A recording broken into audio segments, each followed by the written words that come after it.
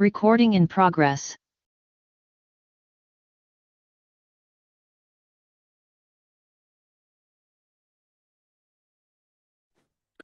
Good afternoon, members of the Portfolio Committee, the support team of the Portfolio Committee. Firstly, let me apologize for not being able to actually show my camera. Will not be able to do that, given the fact that I'm in an environment that is not necessarily conducive for a meeting. I've just tried to find a place where I can have this meeting privately. You are all welcome to this meeting where we are going to engage and discuss the strategic plan of the committee and our annual performance plan. I take it that members of the committee have received the draft documents, and that we had ample time to go through these draft documents. The strategic plan being a process in which we as a committee map out our vision for how we are going to effectively implement our objectives as this portfolio committee of really playing oversight and ensuring that the public is part and parcel of the education provision of equitable basic education, and further ensuring that all the entities that are under our auspices account are held accountable. So the strategic plan really shapes out, it's a tool at our disposal to really map out our vision and our mission, and to really define how we are going to achieve this objective. So I do hope, as important as the strategic plan is for all of us, that members were able to really interface with the strategic plan. You were able to go through it thoroughly, and you are going to contribute to the strategic plan, so that at the end of this session, the end of this meeting, when we finally adopt the strategic plan, it is a strategic plan that is a collective decision and a collective vision on how we are going to really achieve our objective as this committee, and would have defined an approach. The most important thing for me in this session, and what I would want to hear from members of the committee, is how we define an approach on how we're going to achieve these things, because it is better if we work as a collective rather than to differ on approach in a long run.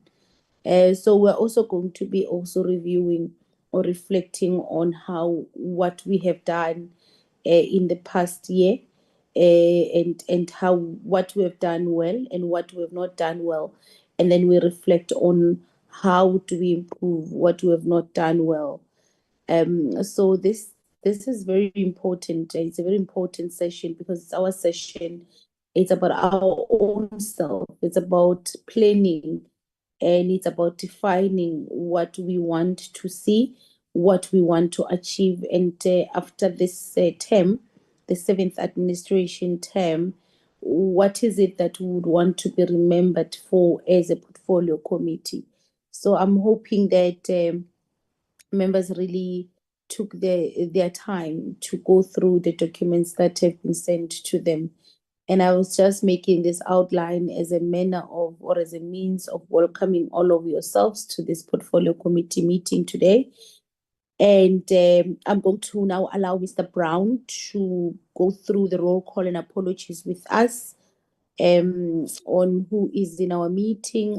I'm invited to a meeting, and then we deal with the roll call and apologies, and then we can be able to deal with the agenda of today. Mr. Brown? Thank you, Chairperson. Good afternoon, Chairperson and members of the committee. Chairperson, we do have yourself, Honourable Maimela. I have Honourable Taban Chaba. I have Honourable Magagula, Honourable Low, Honourable Sharif, Honourable Van der Walt, Honourable S. Mkhize, Honourable Shikwambana, and Honorable Hungubeni, current present in the meeting. I do have apologies for Honorable Nobo, who is currently in a conference, Honorable PM Kize, who is also in another meeting similar to this, and then Honorable Ngadi, who said she might join us a bit later. She's just seeing a doctor. Thank you, Chairperson. Thank you very much, Mr. Brown. So we do have the required quorum to continue, I take. Correct, Chairperson, we do. Thank you. Thank you very much.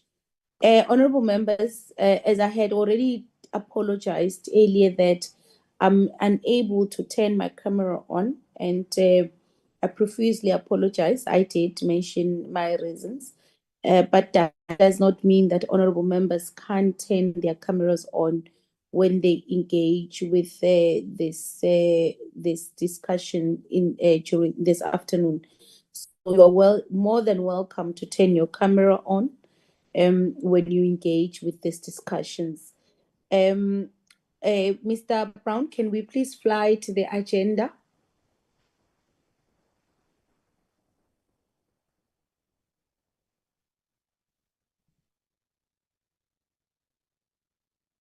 Mr. Brown?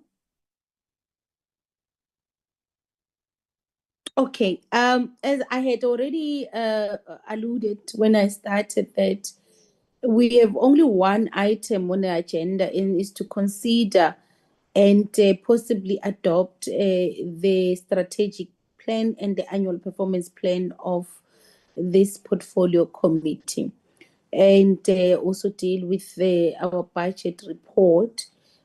So I do hope that members, because we would have shared these documents prior this sitting of the meeting, and I do hope that you went through the documents.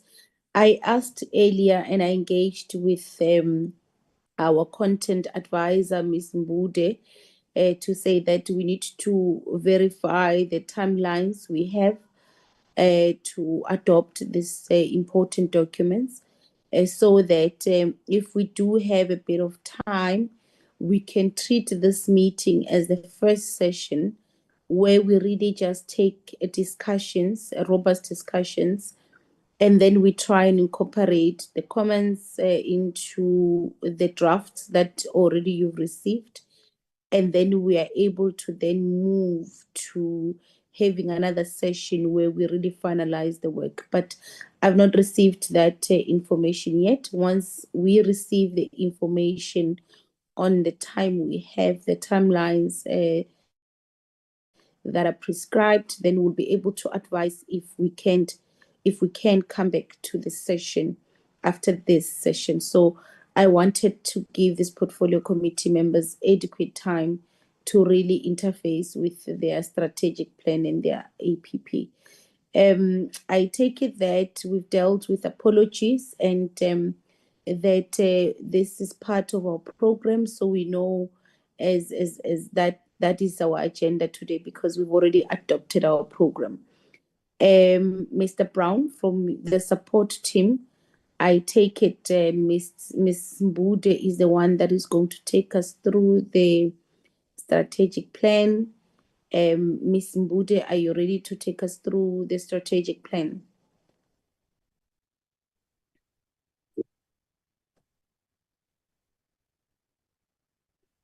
Good afternoon, Honorable Chairperson and members of the Portfolio Committee.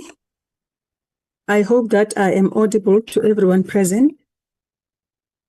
I greet you all, honorable members, Honorable Whip, and colleagues from the department who are present on the platform, the colleagues from the Secretariat, and first and foremost, I want to appreciate the support that you provided us, including Honorable Whip and our acting section manager, Mr. Bandi.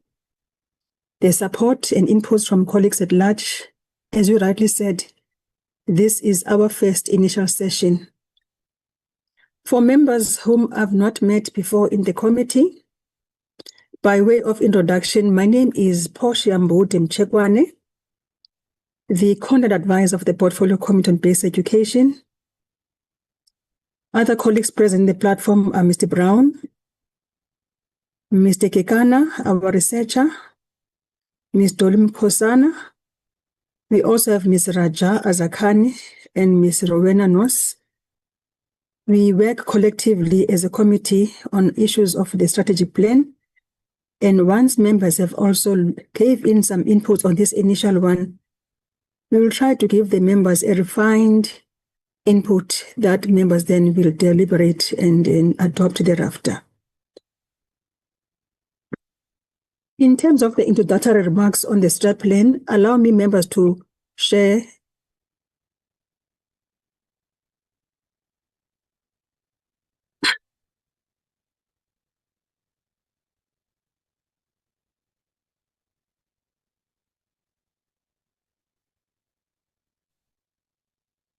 this strat plan, honorable members, takes into account a 5-year period of 2025 to 2030. 2025 to 2030. The draft outlines the abbreviations and the acronyms that are applicable to our portfolio committee in the sector. The following page, honorable members, highlights the table of contents in terms of how we're going to unpack this draft today.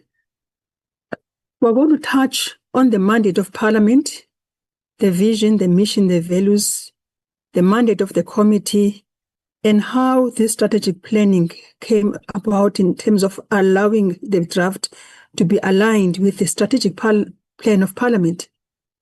We'll also unpack the alignment in terms of the national, regional, and continental policy priorities and plans, moving from the strategic framework of 2019-24 to 25 to 2030, that is the MTDP, which outlines the Government of National Unity priorities of 2024 to 2030.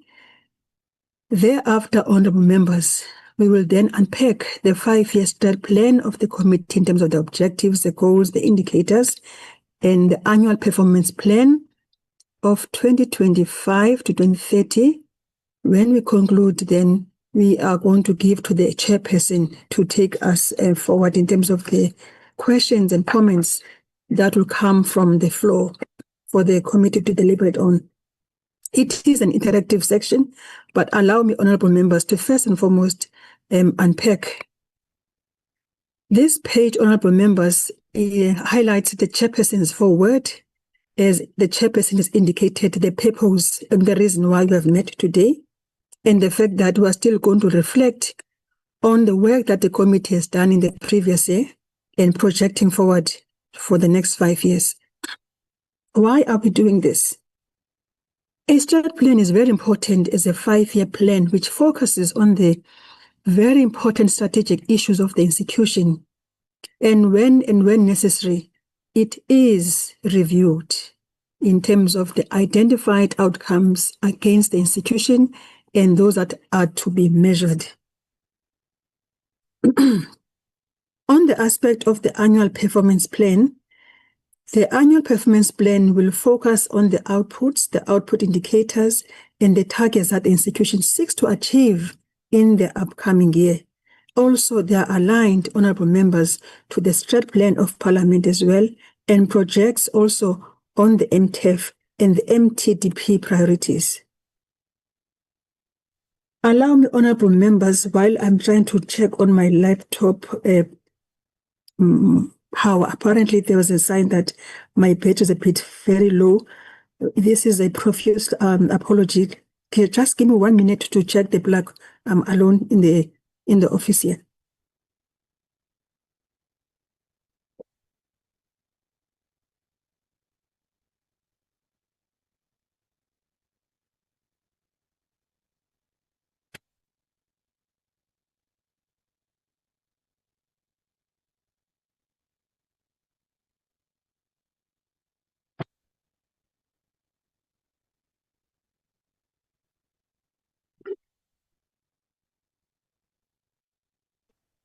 Is this Posh? Sorry, Chair. Am I the only one that can't hear? No, Sorry, no. Chair. Yeah, I think we've lost this Posh. Is Posh, Miss Mbude? Honorable Chair, I'm in the S26 at the NCOP building trying to check the connection. The battery is indicating to me is a bit low, which I would. Just give me 1 minute, honorable members. My apology for this.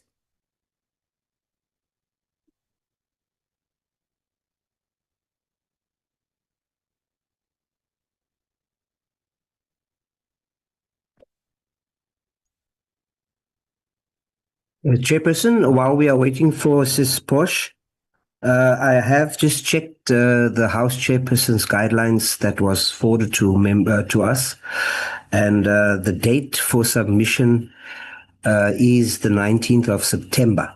I think that is the last day of this session. It's in two Fridays from now. It's the 19th of September. Thank you.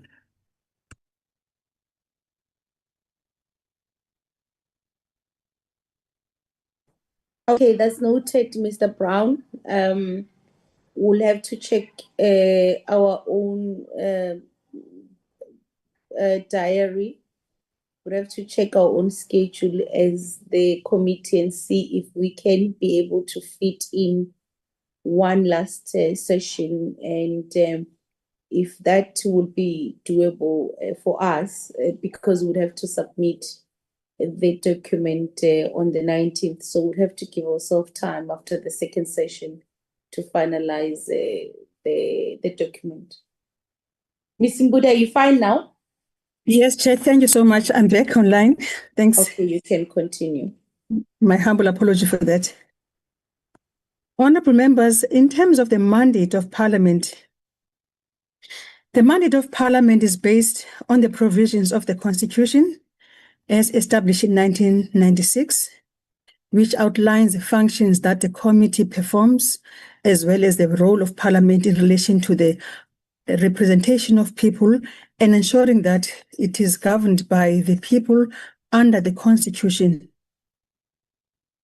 The main functions of Parliament, as outlined, honourable members, is passing legislation, oversight and accountability, public participation, cooperative government, and international participation. On 1.1, we highlight, honourable members, the legislative mandate, which also highlights the functions of Parliament on the basis of the legislation, which is number 1, the Constitution of RSA 1996, Powers and Privileges and Immunities of Parliament, the Money Bills, Financial Management Act of Parliament number 10 of 2009 as amended in 2014, the National Council of Provinces, the Determination of Council of Delegates, the mandating procedures, remuneration of office bearers, and the Parliament administration at large then provide support services required by Parliament to fulfill its constitutional functions and provide admin assistance to political parties, all of them represented in Parliament. On this page, honourable members, the draft highlights the vision of Parliament, the mission, the values. The vision of Parliament is a transformative and activist Parliament that improves the quality of life of all South Africans and ensures enduring equality in our society. Linked to this vision is a mission that represents the people to ensure that the government by the people is fulfilling the constitutional responsibilities, the functions of passing law, and overseeing the executive action. 1.4, honourable members, takes into account the values of our institution, which is openness, responsiveness, mutual respect, integrity, accountability, professionalism, and teamwork. This has been adapted, honourable members, from the Strat Plan of Parliament of 2024 to 2029. As we reflect on those values and mission and vision, then we also reflect on the focus. How does Parliament focus and aligns its Strat Plan approach? Parliament uses an African philosophy of Ubuntu, which promotes, as the Chair already indicated, the aspect of collaboration, inclusivity, and collective responsibility, that what is being done by the committee is for the common good of the people of South Africa, thus fostering a harmonious society through mutual respect, understanding, and kindness. Parliament also focuses on capable and ethical as well as a developmental state through effective and efficient governance, accountability, oversight, and enhancing service delivery, the rule of law, and public trust. Why the latter is important? Public trust is a very big issue when it comes to service delivery. And therefore, the committee's role when it looks at the oversight aspects, it is to ensure that in terms of accountability, the department and the entities deliver on the mandate, and the committee delivers on its mandate. Looking at the Portfolio Committee on Basic Education, the committee carries its mandate in accordance with the mandate of the National Assembly, that is to facilitate the achievement of its mandate during the term, and also by developing this strat plan that we are deliberating on today, so as to give some direction of its work. What is it that the committee will do in the 7th administration? That is guided, honorable members, by this strategic framework, which provides now the key objectives, the priorities of oversight, and the guidance of how this will be pursued and achieved in this period under review. The mandate of Parliament, therefore, of the committee per se, my humble apology, is to, number one, consider legislation, refer to it, and to facilitate public participation, to conduct oversight on the organs of state, and in this instance, the Department of Basic Education, the entities as well. Some committees also facilitate the appointment of candidates in their entities, but in the Committee of Basic Education, we do not necessarily do that function. The committee also considers international agreements and consider the budget of the department and entities falling within its portfolio. Based on the committee mandate, the key strategic objectives of the committee are then also to process, pass, and monitor relevant legislation, ensure that the public is central and is key on processing of the legislation, and scrutinizing the executive of the actions of the executive. The committee then also undertakes processes of identifying the focus areas and oversee the department, the entity of Umalusi and SACE, and strengthen the systems of support so that as the committee is undertaking oversight, the oversight has built into it a way of supporting the department to move in the direction of also the department achieving these objectives in terms of their focus areas. Cooperative governments, by liaising also and working collaboratively with other internal government structures in Parliament and also outside. And through the international participation, the committee also benchmarks best practices by looking at the region within the continent and other countries that the portfolio committee may identify for a study visit. With the situation analysis, honorable members, is an introspection on the external environment as well as the internal environment. What is happening? We analyze the performance. The committee analyze what has happened within and outside.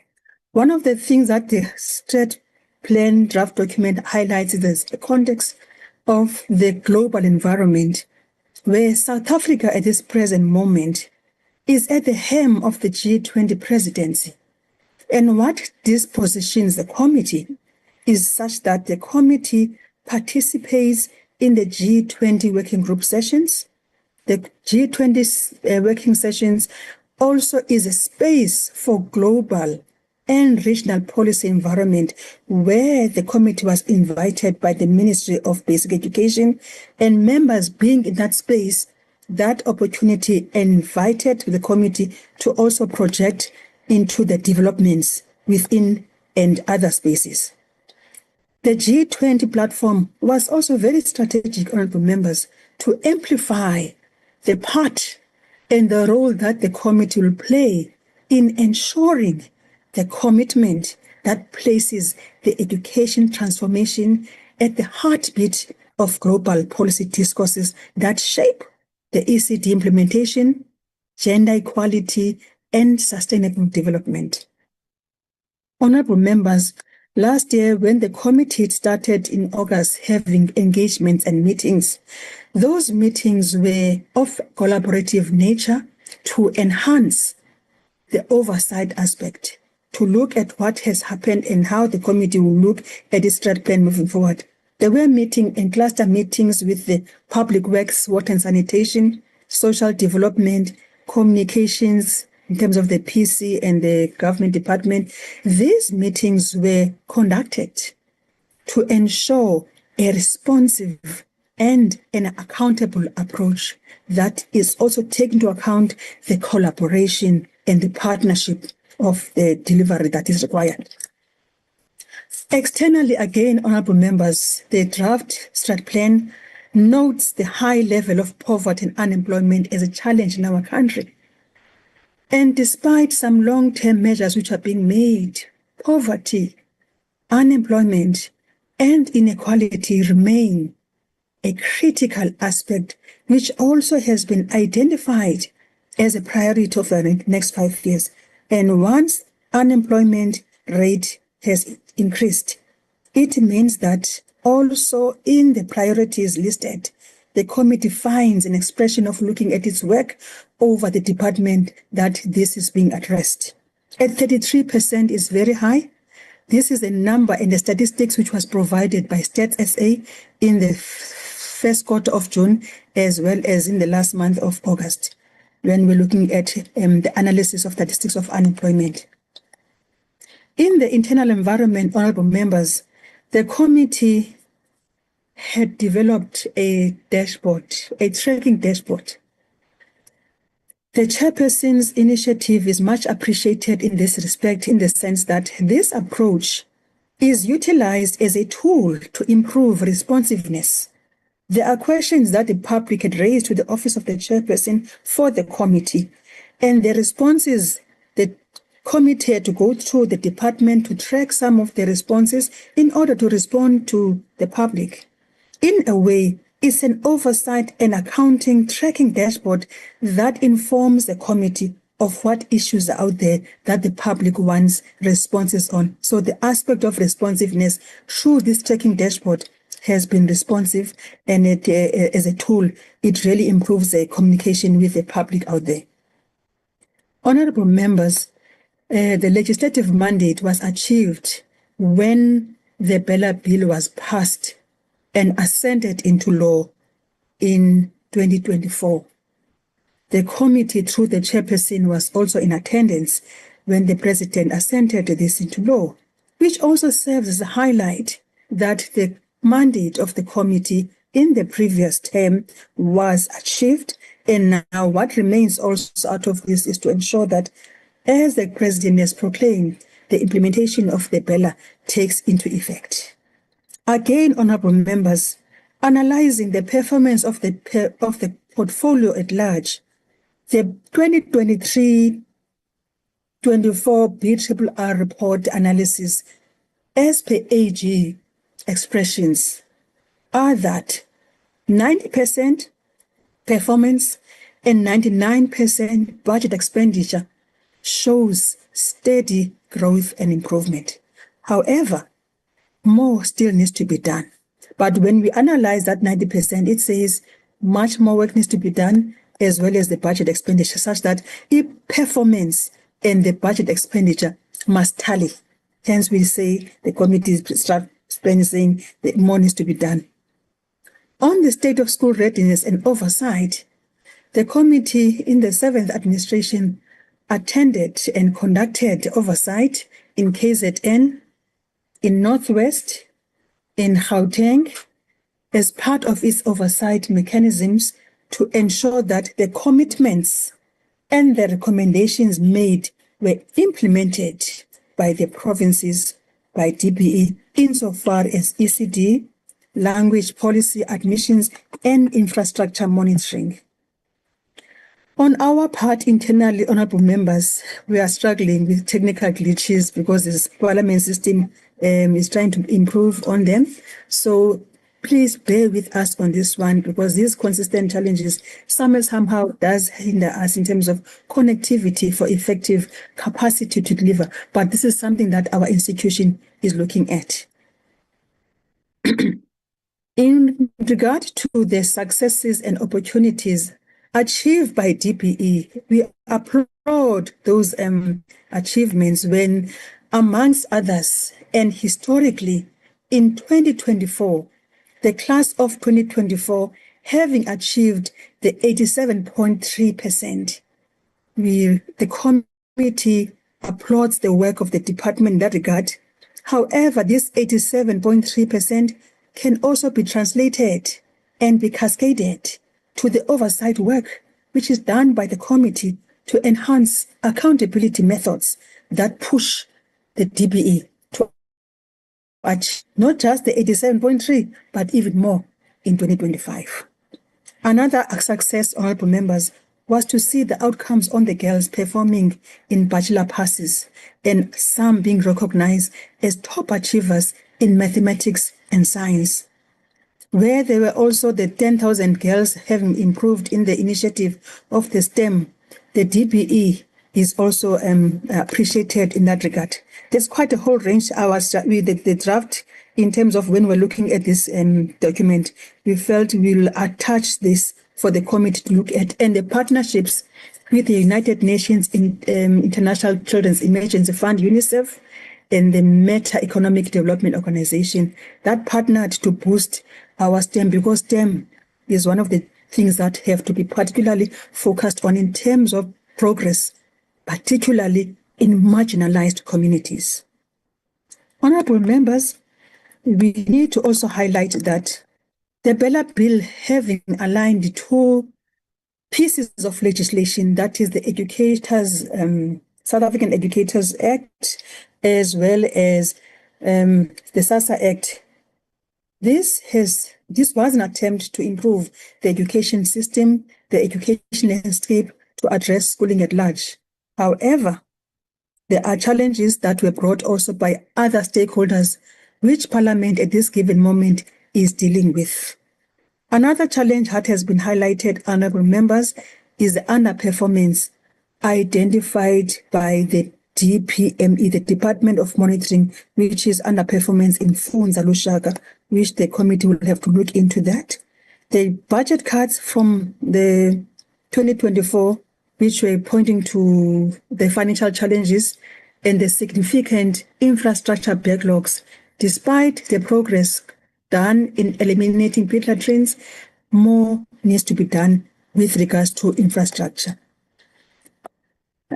I think we've also, the plan also highlights the schools that remain unsafe in terms of violence, and the new funding model and accurate infrastructure data that needs to be developed, and issues which we've highlighted there of the challenges regarding the Bella. This part 4 highlights the department in terms of its mandate, the constitutionality, and the act in terms of the policies and the statutory role that the department is playing, including the entities SACE and Umalusi, which also form part of the portfolio within the education sector. Honorable members, looking at the Parliament now strategic priorities, when the transition occurred after the general elections of 2024, the 7th Parliament administration held engagements with members of Parliament, with key stakeholders and relevant partnerships to start drafting its strategic plan, so that those priorities of Parliament also inform the priorities of the various portfolio committees. Now, for the 7th Parliament, the strategic priorities were identified as followed. Number 1, it's strengthening oversight, enhancing legislative processes and public involvement, that is to provide the public meaningful and adequate opportunities for people to be involved in all legislative aspects and other processes of Parliament, improving public office appointment processes, and also being part of the monitoring of international agreements to ensure an open and uniform appointment processes. Out of these strategic priorities, this diagram, honorable members, encapsulates from the administration part what support is envisaged to ensure that the work of the members of Parliament in the 7th administration is such that the priorities are achieved. 1, to strengthen oversight, enhance legislative processes and public involvement, improving appointments, and the outcomes which have been highlighted is for improved performance and effectiveness, impactful lawmaking, enhanced responsiveness and accountability, meaningful, adequate public participation, enhanced member support. Why all of this is being done? The desired outcome at the end of the day is raised quality of life of all citizens. And this must be done through speeding up service delivery by government. Government must not be slow in doing this. The pace of the needs and the services of the people are such that at the end of the day, when we count the 2030 targets being reached, there must be raised quality of life for all our citizens. This is in essence what this diagram is trying to outline there. It is also extracted from Parliament's 7th Administration Strategic Plan. And the outcomes of Parliament, therefore, for 2025 to 2030, as indicated in the previous diagram, is these outcomes number 1 to number 5, which I've already articulated on improved performance, increased government responsiveness, meaningful, adequate involvement of the public, increased performance and capacity of members, and impactful lawmaking. Now, this slide is going to look at the alignment. When it comes to policy development, policy analysis, policy alignment, each and everyone connects and interconnects at national level, regional level, continentally, and globally. Where do we start? We are starting with the National Development Plan, which is also linked to the SDG, the SADC plan, and the MDD as cited in the pages that go below. The National Development Plan, Chapter 9 in particular, lists education as one of the fundamental elements in the plan to address poverty, to reduce inequality, and to create a foundation of learning that comes up with an equal education for all. Also, the NDP vision, honorable members, sees a South Africa where citizens should have access to training and education of the highest quality, characterized by improved learning outcomes. That's our NDP. Come 2030, the committee's work is such that those NDP targets must be achieved. On the SDGs, SDG Goal 4 speaks to us as a portfolio committee. It speaks to the committee, it speaks to DPE, it speaks to entities. It's a United Nations goal on education. Each and every country come 2030 will be measured on this goal. Therefore, the work of the committee in terms of the priorities is also aligned with that SDG goal number 4. Africa Agenda 2063. As South Africa, we are in the African continent. In the continent, there are development plans. The AU Agenda 2063 points to the fact that a prosperous Africa based on inclusive growth and sustainable development is the outcome of what we want, and the education goal that calls for a well-educated citizens, skilled and underpinned by science, technology, and innovation. That's Africa we want in terms of education. This plan of the committee also takes cue of the Africa Agenda 2063. These aspirations also align with the MDT's aspiration for improvement of the quality of all for life. Of the quality of the people.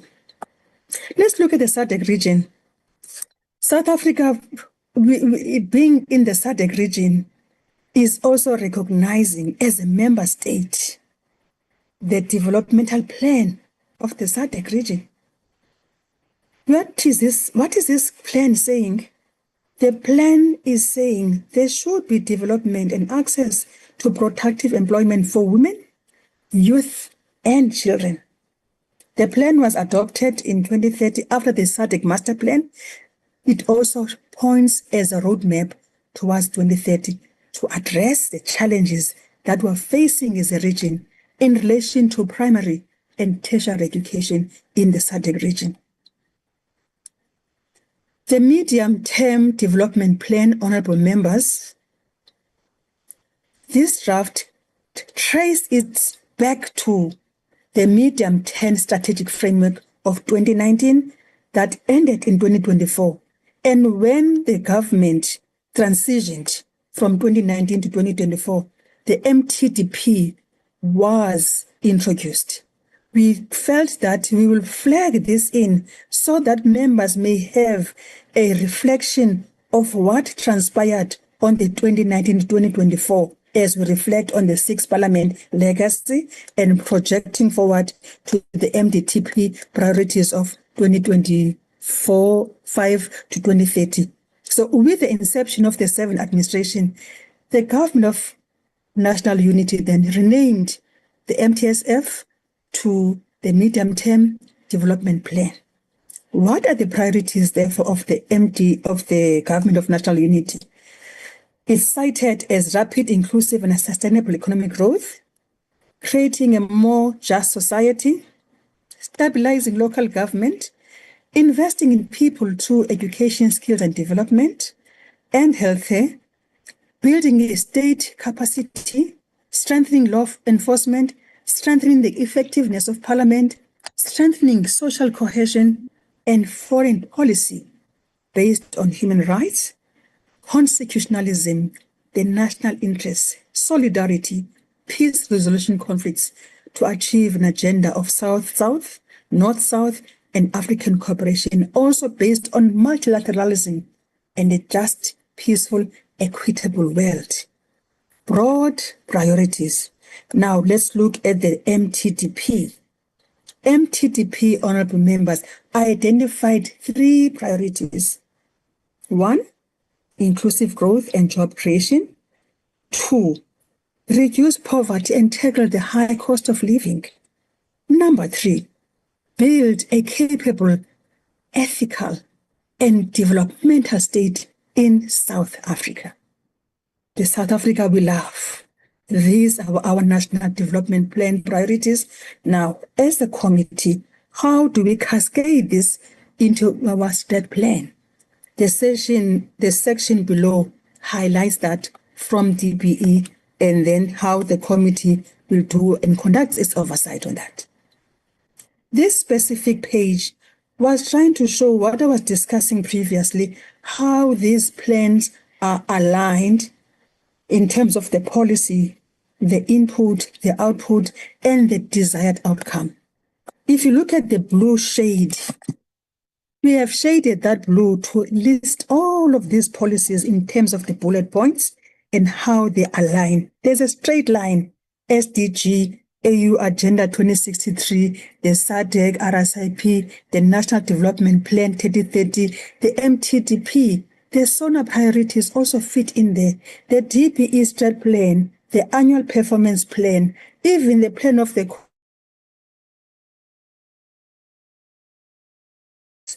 are highlighted in that line. There's a linear line.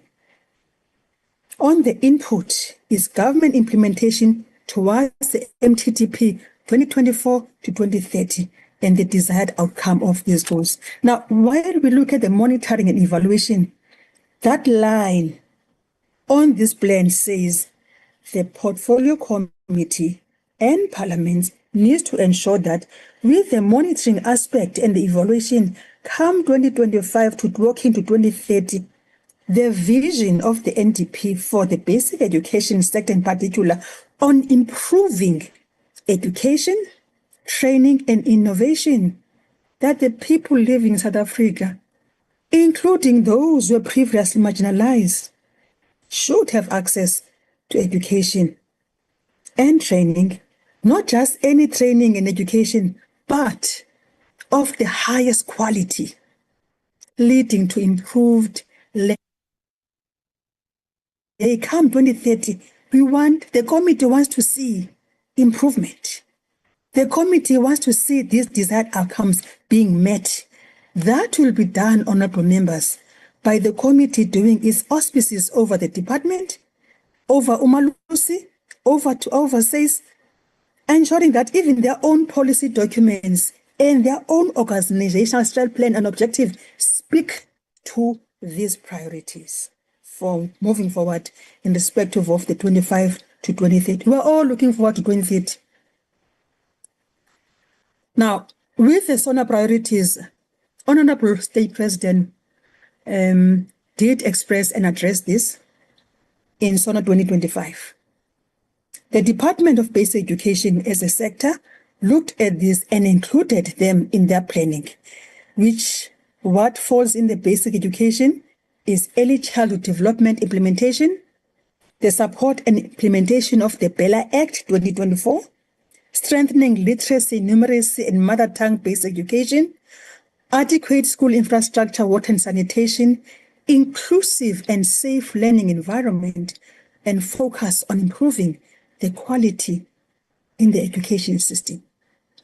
Those SONA priorities are cascaded into the departmental plan, as well as a committee now doing an oversight. Department, did you do what was expressed in the SONA? That's a question mark. And that's the questions that the committee will ask when committee undertakes the oversight visits and any other forms of oversight in terms of analyzing the department's annual reports and quarterly reports. Honorable members, this specific slide, we extracted it from the DPE presentations when they came to present to the committee, and it was an expression of their planned objectives of the next 5 years to implement this priority, taking cue to invest in expanded access to early childhood development, improving quality-based education so that the most issue of poverty is being addressed.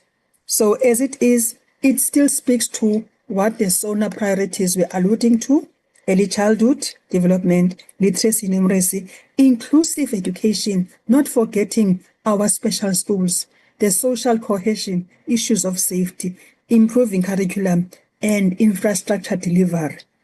Those then, honorable members, were extracted also from the TPE's presentation. The latter part highlights the department's budget program as an allocation over the MTEF. When Treasury allocates funding to the department, that money, those funds, should be aligned to what they're meant to do in terms of the resources. The committee in its oversight will ensure that the expenditure is aligned to the identified priorities. If the alignment, the budget says roof for the schools, it's roof for the schools. Learning and support materials, that funding must do exactly that.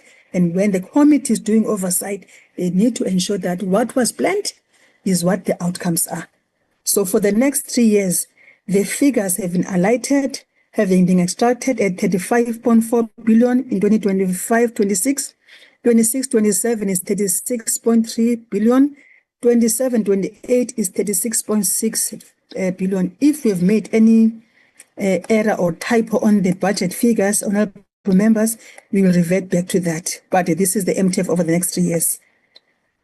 In terms of the Section 5 of the Money Bills Amendment Procedures and related matters, the committee will assess the performance of the department and service delivery in relation to the allocated resources, because those that we have slighted in page 21 highlights that money, we must follow, the committee must follow the money. Was it used for what it was meant for? Section 6 deals with the portfolio committee priorities. Having outlined Parliament priorities, the department priorities, we now come and reflect on the portfolio committee's own priorities.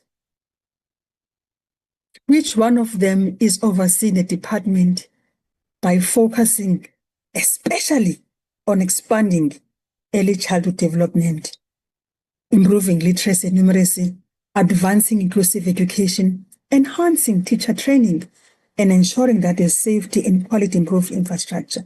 Those honorable members, as I indicated earlier on, are also an expression of the NDP outcome number 1 on quality education that forms also part of the committee's oversight priority plan. Honorable members, in the 7th administration, Parliament is piloting something that is called an OPP. It's called Oversight Priority Plan. If members have not seen that plan, we will retracted it for here. We will make it available.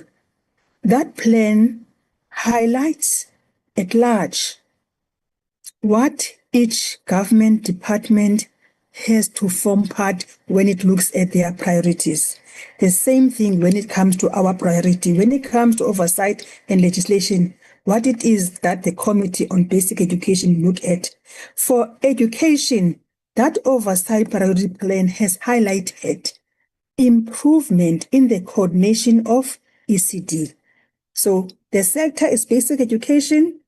The committee oversight priority areas is improvement in the coordination of ECD. How is it being described? It's ECD of high quality in early childhood development. Where there is under expenditure related to the school infrastructure grant, there should be on the 3rd column improved school infrastructure. The backlogs in terms of infrastructure backlogs that exist in schools, that infrastructure development plan should also include now a disaggregated data that takes into account working in collaboration with public works to address infrastructure, water and sanitation, infrastructure projects being tracked by the committee, with ensuring that where there are related costs, that this is done in terms of escalation with the timeframes. So DPE must present the timeframes. The committee oversees those timeframes as well. That if we started in January 2025, how far are we in September 2024 to ensure that the infrastructure backlogs are being addressed? Another one, honorable members, is the improving education innovation. Gender-based violence, which is also a legacy of the 6th Parliament. Given the high levels of inequality, these indicators, honorable members, also need to ensure that the information is quantified in terms of the provinces, the school quantiles, the gender. When the GEC was present in the meeting of Tuesday, and yesterday, if I'm correct, they spoke at large about these issues, also in terms of the provinces' disaggregation of data. Another issue is the focus on cluster of the security and more emphasis also, honorable members, as a committee being placed on overseeing gender-based violence and femicide in schools. Sometimes it takes place from a learner to learner, learner to teacher, or teacher to learner, it's vice versa. Another aspect on the oversight priority is implementation of the Bella Act 24, the quality basic education, and issues raised of infrastructure as well, the gaps of oversight and accountability, and the 4th industrial revolution and digital economy. The meeting with the department and the Committee of Communications as a collaboration aspect will also assist the committee when working collaboratively to look into that, so that strategically the 4IR implementation and the evolution of technology is achieved. priority of the MTDP 2025 to 2030, we did highlight earlier on that it's inclusive growth, but now this priority should have what is called an indicator. So what is the indicator for this priority? This priority on inclusive growth, because it also speaks to the education sector, especially basic education, that there should be increased employment and work opportunities for young people. The draft plan has outlined the 33% of high unemployment, and young people are part of that 33%. Now, with the indicators, the number of the young people who have been afforded an opportunity to be in a workplace where job creation has happened and is sustained, that number, I think the DPE can assist us with that number, should be an indicator that this priority number one of inclusive growth and job creation has been addressed. On priority number two, reducing poverty and tackling the high cost of living, is on chapter 9 of the NTP, improving education, innovation, and training. How is this going to be improved?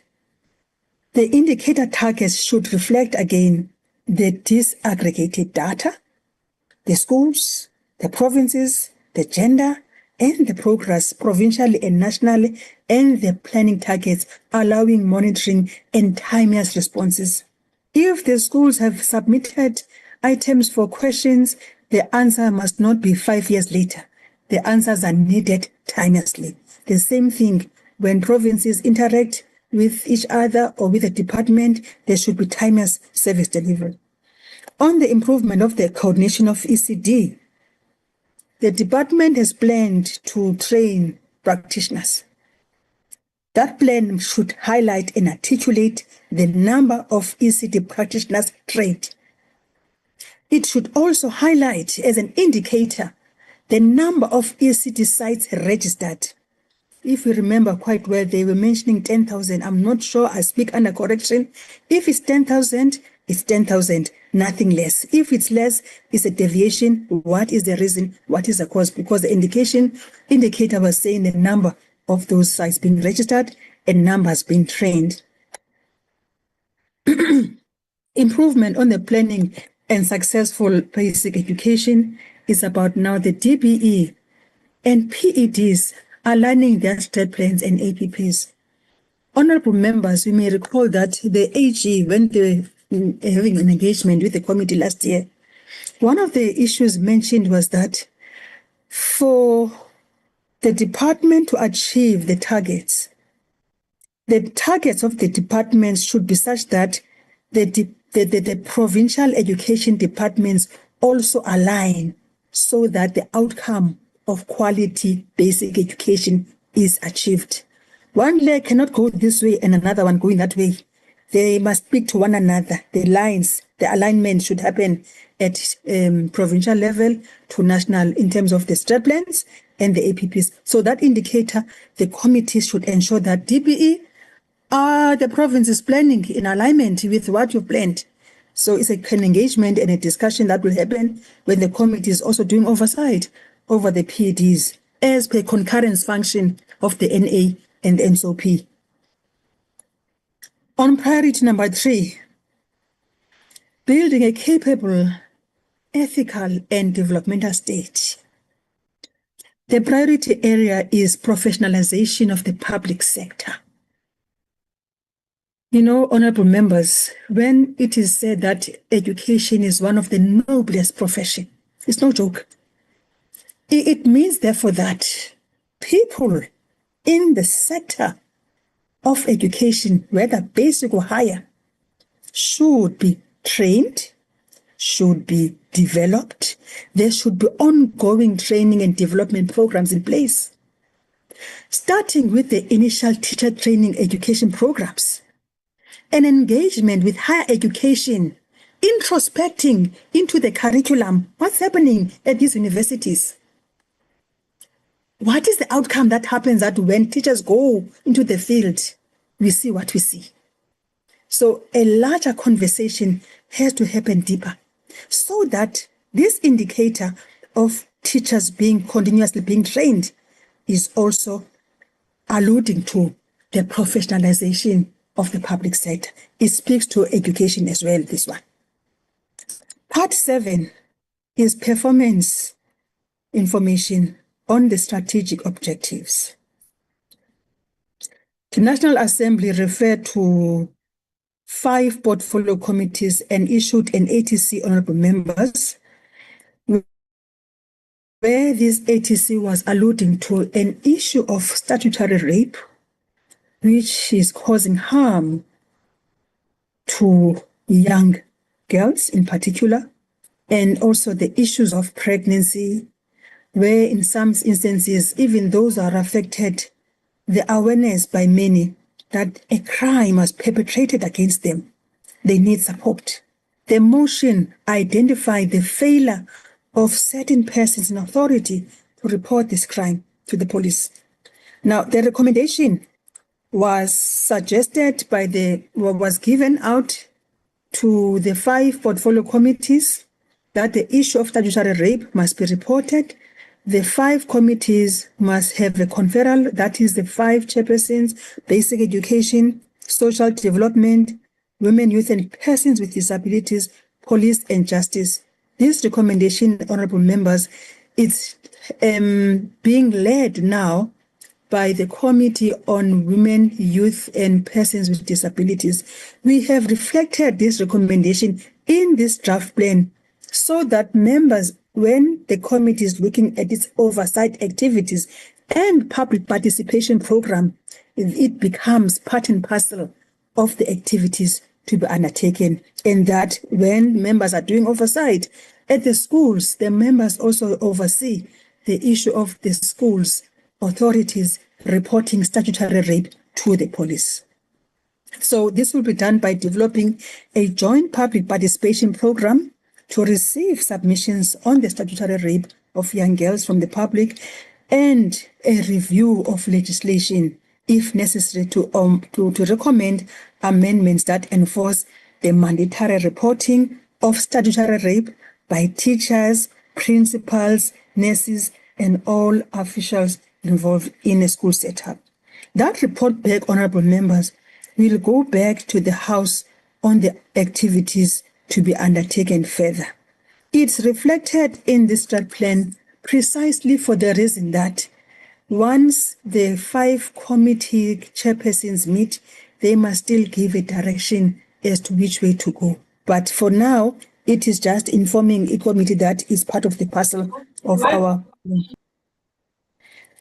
Part B, I'm almost done, Honorable Chair, reflects on the indicators for now the committee for the 5 years, which I'll quickly go to in terms of the goal 1, enhancing transformative legislation. The draft, honorable members, has highlighted the baseline in terms of the targets for 2025, 26, 26, 27, 27, 28, 28, 29, 29 to 30. When we looked at it, honorable members, the baseline was informed by a previous legislation that the committee processed at 100%. And we felt for 2025, the department is at this moment introduced the Children's Bill 2025. But we are not sure when that bill will be tabled for the committee's referral. However, in the planning, nothing stopped the committee to, in the meantime, draft it as a possibility that it may be referred by the department to the committee. And once it happens, the committee has to ensure that 100% in terms of the processing takes place. That's why we put those figures out there. In terms of the monitoring of the Bella Act, this slide also speaks to that. The meetings that have taken place on the regulations in April and July speaks to that. The briefing on the Children's Amendment Bill, this slide in particular speaks to that.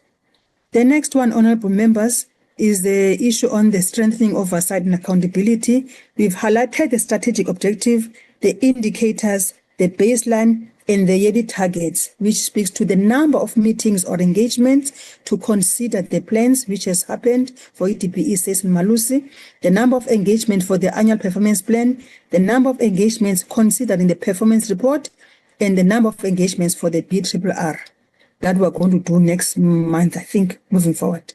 This note at the bottom highlights what we've done last year in October 2024 up to May 2025. The number 3 is enhancing public involvement. This is in compliance with the Constitution, Section 59, where the public should have access to information about Parliament, and the committee being in compliance with the legislation in terms of its processing and giving people increased opportunity to participate. When that bill will be introduced, the committee should work at 100% and also ensuring that the provinces identified for public participation inputs and the stakeholders, the committee complies with the public participation model of Parliament. 3. So number 4, the intergovernmental relations. This slide is packing the number of engagements to track on progress towards the implementation of the NDP outcomes as we outlined, especially on the aspect of infrastructure, water, sanitation to schools, the engagement on expenditure on the conditional grants and transfers to PEDs, the oversight to schools to monitor and verify any program that the department has planned in its strategic plan. And these suggested targets for the year, the committee can deliberate and amend or change and say, okay, fine, can take 3 or 4. This draft is subject to members deliberating on it and giving some changes. On number 5, honorable members, the international participation.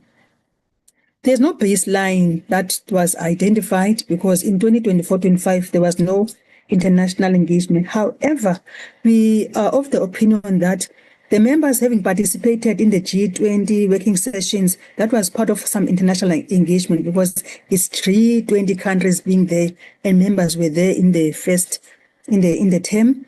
And next year, if the members would decide to do a study tour, the committee would decide on which specific country, which will now form part of our annual performance plan. In the annual performance plan, honorable members, in page 33 of this strat plan, honorable members, we've highlighted the process to approve legislation and made reference to one specific bill, should it be tabled by the department and the House, is the Children's Amendment Bill, the number of meetings that would take place, the number of reports that will be required, and the tracking of the implementation of the Bella Bill when the committee is addressing schools or going to schools and meeting with DBE consistently, doing its oversight framework to track the implementation. And for regular updates to the stakeholders, are the parents aware of this Bella Act? Are the parents aware of this ECD? What is required, etc.? And engaging again on the strat plan of the committee itself on terms of the identified oversight areas. The draft plan is alluding to that. On the 3rd term, 4th term, the committee has outlined these programs and then projecting to 2026-27 for the first term program that will also be drafted, yes. Explicitly, honorable members, a report on the budget vote will be an indicator. The scrutiny of the budget vote is an activity, and one report on the budget vote and strat plan annual targets for 2025. On conducting oversight, honorable members, again, it's about also not just visiting the schools, it's also about assessing the department's reports as well as the entities and making an analysis of these recommendations and presenting them to the House. Then the numbers would be such that it's a scrutiny of quarterly reports, which is 4 reports being scrutinized, 1st, 2nd, and 3rd up to the 4th term. And then after, honorable members, we look at the MTDP priorities, the issue of improving education, innovation, and training, number of educators being trained, number of educators being registered through SAYS programs, and also the activities whereby the educators themselves will need to go through a peer evaluation as an activity. When you're going through a program, you don't just go there and there's a learning principle that adults go there with experience. They should be afforded an opportunity to also peer review the training programs for their own development. And out of that is the tracking on the number of educators being trained and how that training is improving the quality of learning outcomes within the classes and the schools. The linking of educators to development opportunities is another outcome that the draft is proposing. Whether it's 1 month, 2 months within the country, in other provinces, within the region, or externally or internationally, is something good for cultural exchange to improve on the service and the monitoring aspect of the national and provincial learning outcome targets. Honorable members, on conducting oversight, we have highlighted the issue of fiscal oversight to ECD budget, especially whether it's aligned to the priorities, the monitoring report to track the implementation, the stakeholder workshops that will be organized, whereby the information is cascaded to the SGPs, the ECD practitioners themselves, the BELA being informed by the information on the ground, and also the human resources which are required to sustain the implementation of these particular priority areas, and then the learning plans for children being in place, and also the ECD curriculum. Improve accountability where there is under expenditure related to school infrastructure grants that should be addressed within the budget timeframe, so as that there would be improvement in the quality learning outcomes. Therefore, honorable members, the draft plan is identifying 3 districts in terms of the number of visits to assess and monitor, and that the plans for infrastructure are prioritized, that rural schools and underdeveloped communities are transformed as an outcome. How many meetings would there? 2 meetings or 4 meetings? The committee would guide, working in collaboration with other committees and with other departments. We've identified Public Works and Sanitation, Committee on Land and Rural Development, Committee on Energy and Electricity, and Committee on Communications. The issue of digital learning tools to expand schools, electronic connectivity in schools, to enhance and implement the 4IR would then be an indicator in that aspect. Honorable members, the oversight visit to special schools to track also their infrastructure and provisions of resources in collaboration with FCC, with AXA, who will also look at the funding expenditure patterns so that the committee understands how the grants have accelerated the infrastructure delivery initiative and any other engagement thereof. I think, honorable members, with the following items is what we have, the plan is trying to outline: the tracking of learner materials, the delivery of the materials to schools, the briefing on the status of school readiness, the briefing on the completion of infrastructure projects, and the program briefing on preparation then for 2026 school readiness. These are areas that the draft has outlined. And any other meeting or conversation that the DPE also may invite the committee to attend to, like the annual teacher awards, the seminars, the workshops, the conferences, and the invitations to the chair or the committee at large. Those were also highlighted on the right side of the spreadsheet. Participation, public participation, honorable members. We have on this draft plan also highlighted that where there will be these public participation processes, the stakeholder engagement and the public education aspect becomes key and becomes very important that the committee takes that into account. Now, in Parliament, honorable members, there's a committee, not a committee as such, there's a section that deals with public participation programs. So our committee will work in collaboration with that committee to ensure that where the committee is involved in public participation processes, that in the facilitation of public participation, the objective of enhanced participation is achieved. And by doing that, one of these aspects would be the issue of the statutory rape, and then the compliance of the public participation, because when we deal with children, we must make sure that the children in the process are not harmed by the process itself, but we also work with social development, the committee as well as the department. And the engagement plan being in place, the learners and youth formations, the parents, the SGPs, the PETs, the officials, in terms of the stakeholder engagement plan, the educational content being developed, the educational publications simplified for the public to understand, including Braille, because Braille is more accessible to the public who cannot read like text but would require a specific amount of text for them to understand. This brain material must address them as well. The legislatures, local, the district municipalities, teacher unions, women's structures, traditional leadership, religious sector, academia. It's a whole range when we look at the public participation, public involvement, and public education per se on all the participation activities that the committee will be engaged with.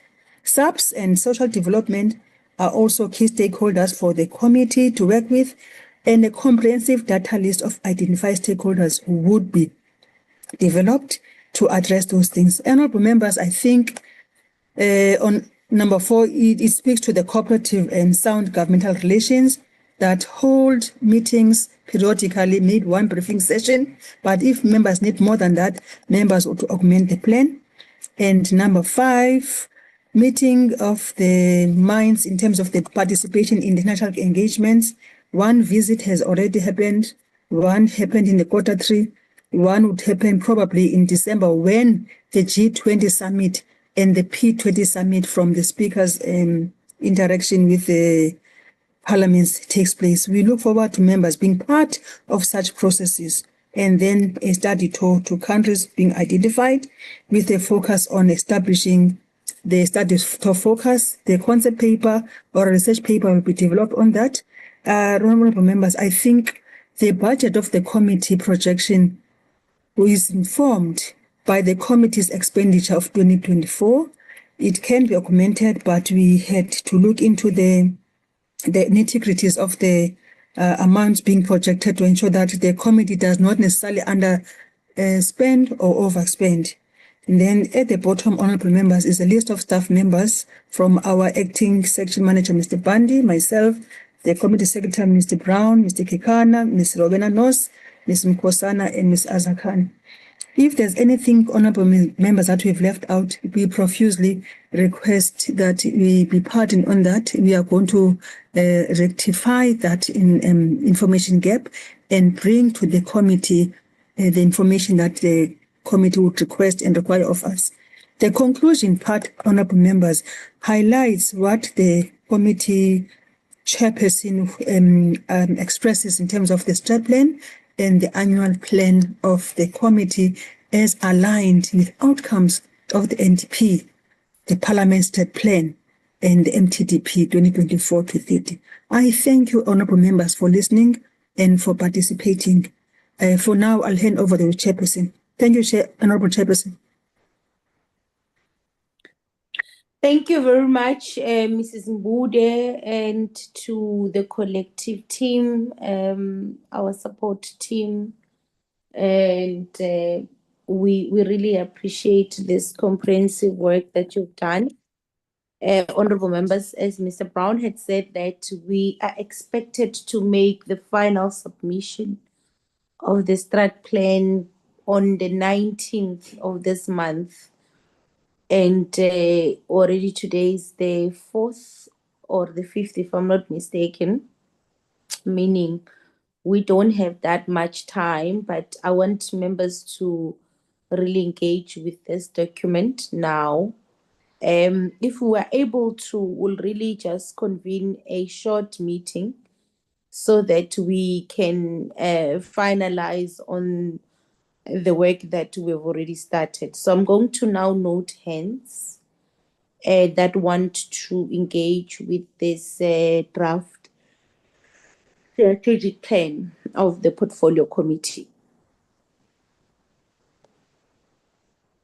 I am seeing the hand of Honorable Kaba, Honorable Kize, Honorable Sharif, Honorable Ngobeni, Honorable Shkwambana, and the last hand to be the hand of Honorable Low. In that order, Honorable Kaba. Members, please remember, if you are able to, please do switch on your camera, if you are able to.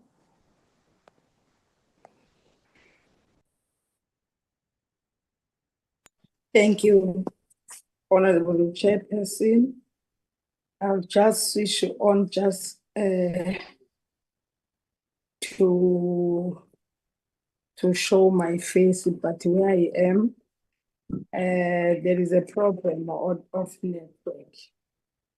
Okay, thank you, Chair. Chairperson, let me welcome the presentation of our content advisor. Chair, I don't have any question. What I have, Chair, is to say thank you to the our content advisor, because now today I know what is happening in Parliament, what are we supposed to do as a committee.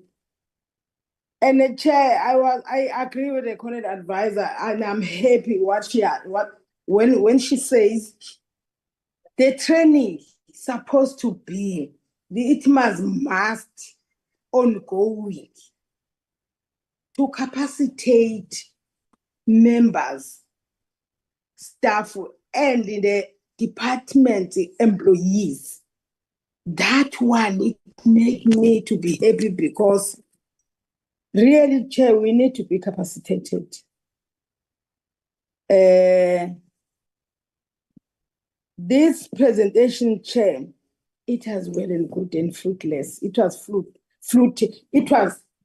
fruitful, Chair, sorry. It was fruitful, Chairperson, to me, according to me. Because when I was listening, I was so happy. I was so happy. Even when I was reading yesterday, hey, I saw that, this is a Jews presentation, according to me, Chair. I just saying thank you to our content advisor, to the staff, to all members of Parliament, to all come and listen in this presentation. Now we know what is happening in Parliament. Now we know what we're supposed to do as a committee. Thank you very much, Chair.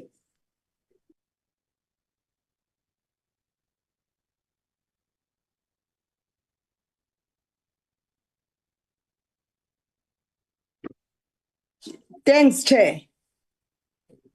Thank you very much, Honorable Kaba, Honorable Mkize. Greetings, Chair, and greetings to the honorable members. And my opening comment will be to say clearly some level of effort was put, reasonable level of effort was put behind putting this document together, and that should be appreciated. But Chair, coming from the oversight activities that we've been conducting as Parliament, it's hard for me to be satisfied by what the committee is undertaking to do as part of making sure that public oversight is done correctly, public participation, and there's quality service delivery in the communities. What we have seen, Chair, requires this committee, particularly for the Department of Basic Education Portfolio Committee, to do more than ordinary, Chair. When I reviewed this document, that was the background that was reigning in my emotion, in my mind, as to say, is this Parliament going to do sufficient to address the trauma that we had to go through, that we always go through when we look at the state of education facilities, which then drew my attention to infrastructure development theme in the very same plan well presented by Ms. Mbute, to say that's where, Chair, the bus stops with us. Because if you check all other priorities, Chair, they heavily depend on the presence, suitability, functionality of schooling environment. And when there are no buildings, there are no roofs, there are no toilets, there's no water in schools, there's no road to access the very same schools, what are you going to tell me about Bella Act, for example? What are you going to be monitoring on Bella Act implementation where there's non-existing school, where there's a roof without school, where there are no learners, where learners are forced to leave their rural communities and go study in town for fewer parents who can afford transport? So I was reviewing this plan in that heavy weight. and in my motion, in my mind. And as a result, Chair, I think this plan, I've noted alignment with the global, continental, regional, parliamentary, DPE alignments. But I think this plan, Chair, should also align with the current conditions that we see in schools. It should somewhat speak to priorities that the department, not just the department here, the learners, the challenges that the learners are facing.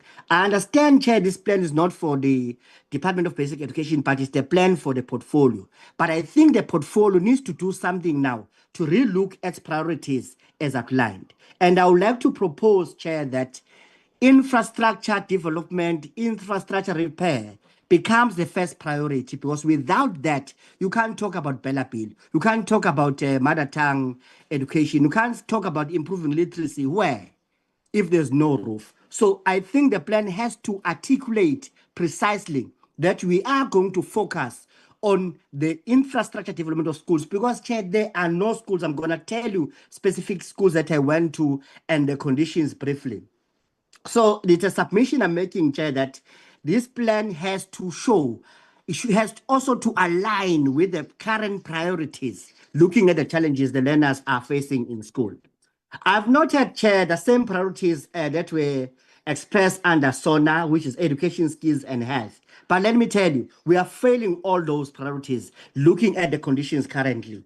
If you talk about education, as I said, where are you going to educate learners where there are no schools, there are no roofs, there are no roads, there are no water, there are no sanitation? Skills. What skills are we imparting to our learners at ETC level and all that? What actual skills are we talking about? And if we say health, what kind of health you are promoting where there are broken windows, where there's no water, where there's a porta toilet? If I could talk about one of the schools, which was called incl in Mzumbe, KZN, they're using porta there, and sometimes 3 months passes without that porta being collected. Porta colleagues is this toilet, mobile toilet, where you relieve yourself, but it keeps on increasing. It comes closer to the top, the human waste, to the point that you can even touch it, to the point that even the impetu, I'm forgetting the English name, can end up crawling straight to the genital parts of an adolescent or of an infant. So how do you speak of health with such dilapidated environment? So the point I'm making, Chair, without sounding too much emotive, is that you can't talk about health if the infrastructure is still like this. Therefore, I want to put it to you, Chair, and the committee, that we have to take infrastructure development repair as major priorities before even talk about other areas, because anyways, they're dependent to the very same thing. So I noted those priorities, Chair, under SONA, as you have indicated, but my submission is that all of those, they depend on infrastructure repair. So here we're talking about adequate school infrastructure, inclusive, safe and learning environment, and as I've said, I'm not going to repeat, Chair.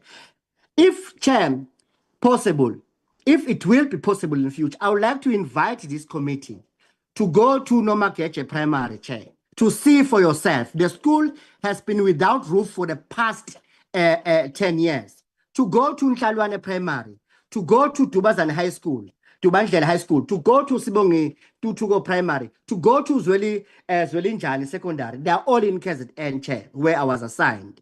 You will see, Chair, that all these other priorities are not possible without addressing the issues of infrastructure. That's why I'm therefore submitting that it becomes our priority one as a portfolio. I saw that infrastructure issues are listed there, but I think the last priority that was listed, I think should be the first priority that should be listed. And we must start thinking of priorities now in a prioritization mentality, to say which priority do we list first, so that we are able to work hard in making sure that everybody sees and smell what we see. I would like to submit, Chair, as well, as part of improving this plan, that this committee must start now forcing the department to work on tangible things, not these arbitrary qualitative indicators that are hard to track and see if any progress was made on them or yes, such as improving learning.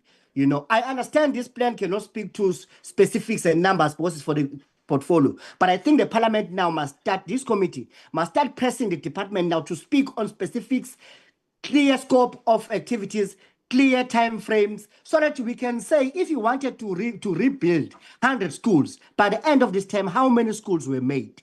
And by the end of the coming terms, would you have done 100%? Have you budgeted for these schools? So that this committee tracks, it paints by numbers, if I speak project management language. We are tracking what we see, what you can tangibly see and be able to quantify and qualify. So what I'm calling for there, Chair, is that there should be specific target, Chair, for new schools to be built. There should be specific targets, Chair, in terms of the number of schools to be repaired, specific target in terms of the schools that need water and sanitation, toilets and all others. There should be specific targets on unfair schools. How many schools are unfair? Because this plan speaks about issues of safety as well. So do we know how many schools do not have fence nationally, provincially? And is there a specific plan from the department to highlight those? So to summarize, Chair, because I see that the time is gone, but the point I want to make is that we must stop accepting plans which speak on arbitrary things and have specific scope, targets, timeframes, and resources allocated. Where we cannot reach through scarcity or due to scarcity of resources, there should be a clear indication as to what is the mitigation plan moving forward, because we may not solve some of the things now because of a scarcity of priorities. In conclusion, Chair, the current plans that we see under Department of Education, particularly in their APP, is they're having vague targets, as I said, which have to be qualitative and both qualitative and quantitative. We need to know what they're doing. So our oversight plan, Chair, should speak to one, enforce that has clearly defined priorities by the department in their plan, to the specific scope, targets, resources, and timeframes to address the poor performance, such as the school rebuilding and repair. Their plan should also make infrastructure development priority number one, as I've highlighted. The last point I want to say, there should be clearly defined minimum standards, Chair, of public participation. We should know how the department says the person participated, because people can be present in these meetings but say nothing simply because the environment is not allowing them to say something, or if they say something, they are not entertained. Thank you. That was the last point, Chair. I'm sitting down now. No, thank you very much, Honorable Kize. Honorable members, I really just want to maybe caution us, Honorable Kize, that the department has presented before us an APP and a strategic plan. And I understand that at the time, perhaps you were not part of the committee, and that was a platform for us to interrogate their plans and to really scrutinize their plans. Now, further to that, I think in the APP, in what we were reporting and what was being presented, you would have seen that this very same portfolio committee has summoned the department before the committee before to give us the state of schooling infrastructure as a whole. Beyond that meeting, we even went further to say to the department they must submit written responses on the number of projects that they are currently busy with, the schools that they are intervening in. We have went further to meet province per province, to discuss the state of infrastructure in each and every province. We are going further now in terms of the program that we've adopted to meet various provinces and to discuss their own APPs and their own strategic plans and their own budgets as they relate to the infrastructure grants. So, one, it is not correct that we've not prioritized the infrastructure, the state of infrastructure, schooling infrastructure. But further, we've got 3 roles that we play in terms of the constitution. So we can't be the department. We don't implement, we don't have a budget. We don't have any budget to go and build schools or to go repair schools. Our responsibility is to play oversight, to hold the department accountable, and to ensure that there's public participation. Those are three responsibilities we have. So when we do our own strategic plan, we speak to our mandate as the Constitution. And if we align what we should do with the general mandate or the general priorities of Parliament. So you must start there. Parliament has already set out their own priorities. We as a portfolio committee of Parliament, we align our priorities with the priorities that have been set out by Parliament. And that's what you should look into the document. You will see that we're aligning that. So if you go to one of our, and it's oversight priority plans, that is ours. The first there is we're going to improve in the coordination of, we're going to improve our oversight in the coordination of the ECD. We're going to improve oversight on under expenditure related to the school infrastructure grant. That's a second thing that we're saying there. The third thing we're saying, we're going to improve oversight on infrastructure development and asset maintenance. So we've really prioritized the issue of infrastructure in the document. And I think we should go through the document thoroughly so that we can, I'm just warning, comrades. No, wait, Honorable Shkombat. I'm just warning that, honorable members, as you engage with the document, really go through the document, because what I would prefer we do is to make proposals and be specific on the proposal, to say, on this page, on this, I believe as a committee we should be saying this. And then that is fine. So the second speaker, or the second hand, was Honorable Sharif. Honorable Sharif? Thank you very much, Chair. Am I audible? Yes, you are audible, Honorable Sharif. Perfect. I will put my camera on so you can see me, but I need to save my connection, so I'll keep it off. Thank you so much, and good afternoon, honorable members, and good afternoon to you, Chair. First, let me start by saying that it was a really good presentation, and well done for the comprehensive work that the support staff has put into this. My first input is that I'm happy to see that there is one target on the LTSM, and I think perhaps we need to increase that in terms of ensuring that the trench payments are made by provinces and that delivery essentially is made. In the 1 week that I've been in this portfolio committee, I've already gotten 2 issues around the lack of payment for LTSMs and the lack of delivery of LTSMs, specifically looking at one province. And I imagine if it's happening in one province, Chairperson, it might be happening across all other provinces. I want to agree with Honorable Mkhize that infrastructure remains an issue, and we haven't spoken much on asbestos schools. And as much as we would hope that asbestos in schools has been eradicated, it is not the fact on the ground. So perhaps we can add 1 or 2 oversights when we go on infrastructure to look specifically at what schools have asbestos and which schools have eradicated it successfully.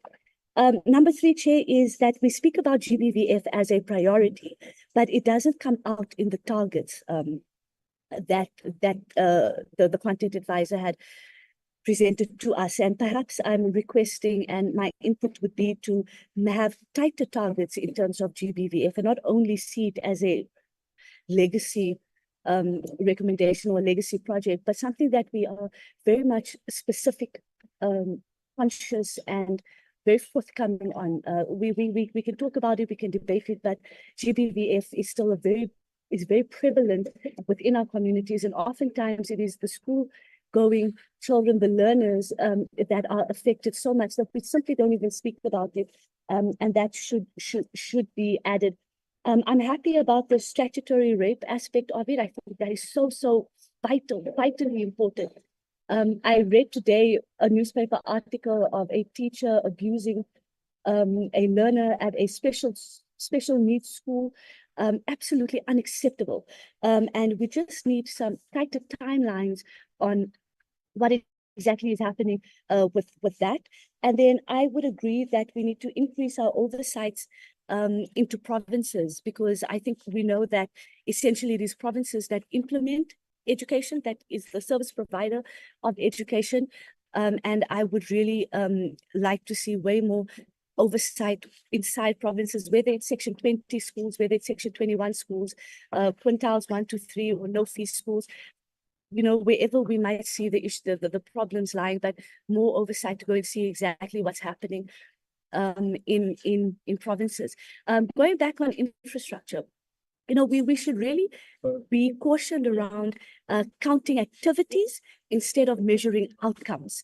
And I think we need to look at measurable indicators like the number of schools safe sanitation completed or the percentage in reduction of unsafe structures, just so that by the end of the year, when we look at how well we've done, we can say, okay, this is how many schools we started with, this is how many schools have been improved. So we have a proper number in terms of monitoring and what's the word I'm looking for? Comparative data. I think is the best way that I can do this. And then, of course, we need to put more emphasis on Section 54 of the Sexual Offences Act, where it's mandatory to report any sort of GBVF or statutory rape. And we need to, maybe that could be part of our public participation that we can add over there. And then, sorry, Chair, I think I'm just going through my notes. I think that's about it, Chair. Lastly, I wanted to find out, are we using this meeting to add our inputs, or will you give us an opportunity to provide it in writing? I know you said we don't have a lot of time to go, so I will take my lead from you. But if you feel that we need to submit on this meeting, that's fine. But if you will give us maybe until next week to submit it in writing, that would be appreciated as well. Thank you. Thank you so much, Honorable Sharif. We will give members time up until, let's say, Tuesday to submit written comments on the strategic plan.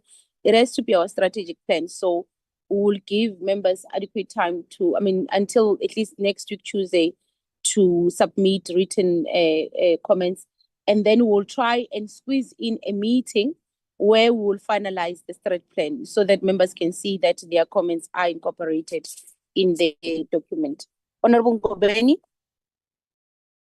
Thank you so much, Chairperson. Let me put on my video just for good measure. Am I on? I can't see myself. I can't see. I have put up my video. Honorable Ngobeni, we can see you. We can hear you. All right, no, that's awesome. Thank you. I'm going to switch it off because it's awkward. I can't see myself. But yeah, thank you so much, and good afternoon to all of the colleagues and everybody else. I don't know why it feels like it's a new year, Chair. I feel like we're beginning the year anew. I'm not sure why, and if everybody feels exactly the same way. Mine, Chairperson, is really going to be just points of emphasis. Of course, with much gratitude to Ms. Mbube Chakwana for the work that she has done. In fact, the tone that she used to deliver her presentation, Chair, I don't know if you felt it. It was a very visionary tone, a tone that almost at the dawn of 1994 is where she was trying to take us. So that's really what has inspired my remarks this afternoon. The important thing for us, Chairperson, I think, in the spirit of having a sense of vision, I get the mechanicals. I get that we need to eradicate pit latrines. We need to make sure that schooling infrastructure is adequate for all of our children. But our sense is that until we are able to articulate clearly the sectors and the outcomes our system should serve, I think that we risk producing learners who are unprepared in terms of being able to, firstly, further our economic output and aspirations, as well as to advance our society. And while we are dealing with a lot of these other things that whether have to do with, issues that deal with our political dissatisfactions, the world is moving on. And unfortunately, if we don't move with haste and speed and precision, we are going to find ourselves wanting, and it's going to be our children who are going to pay the ultimate price. And so I think that in our articulation of what the plan is, over and above, the just and equitable society. That's great, and we understand, we know that our constitution speaks to that. But I think we really need to be precise in what we articulate and what it is that we want to achieve. And maybe on this point, if I can just put a point of emphasis with regards to countries that we've collaborated with before, like Cuba, who we know has given the world and ourselves, an innumerate number of medical professionals, etc., because they were very clear that that's what their output. That's the output that they wanted. If you look at Asian Pacific countries, they are more on the STEM side of things, and so they are producing learners who really can work in the ICT sector at great speed. And you know that a lot of our resources and as well as our functions have been outsourced to that part of the world. And I sincerely believe that we will do well as South Africa and as well as this committee to be able to impress upon all of the stakeholders in the sector to do something exactly the same. And so I also want to highlight that we celebrate initiatives like the 10,000 Girls STEM Winter Program and Camp. But the sense is that most township schools remain without connectivity. And I know that we have a strategy, but I think it would be great for us to also enumerate what those targets look like beyond just the program. I don't think that I had a sense as to that. And if I missed it, I apologize. I would like to get clarity on that so that we're very clear as to how it is that we're going to ensure that the 4IR is a reality for communities across the country. And maybe a staggered approach is not a bad idea. And I know that we want to offer to all, as our constitution says, as far as is humanly and economically possible. But when we do the fishnet approach, then the impact that we're making, cannot be realized. Secondly, Chairperson, we speak to the issue of ECD. We are one of those who are, and personally myself, one of those who are very excited that ECD has been absorbed into the department. That's a fantastic thing. And we know that if we don't get this right, it's going to be very difficult for our kids to catch up later in life.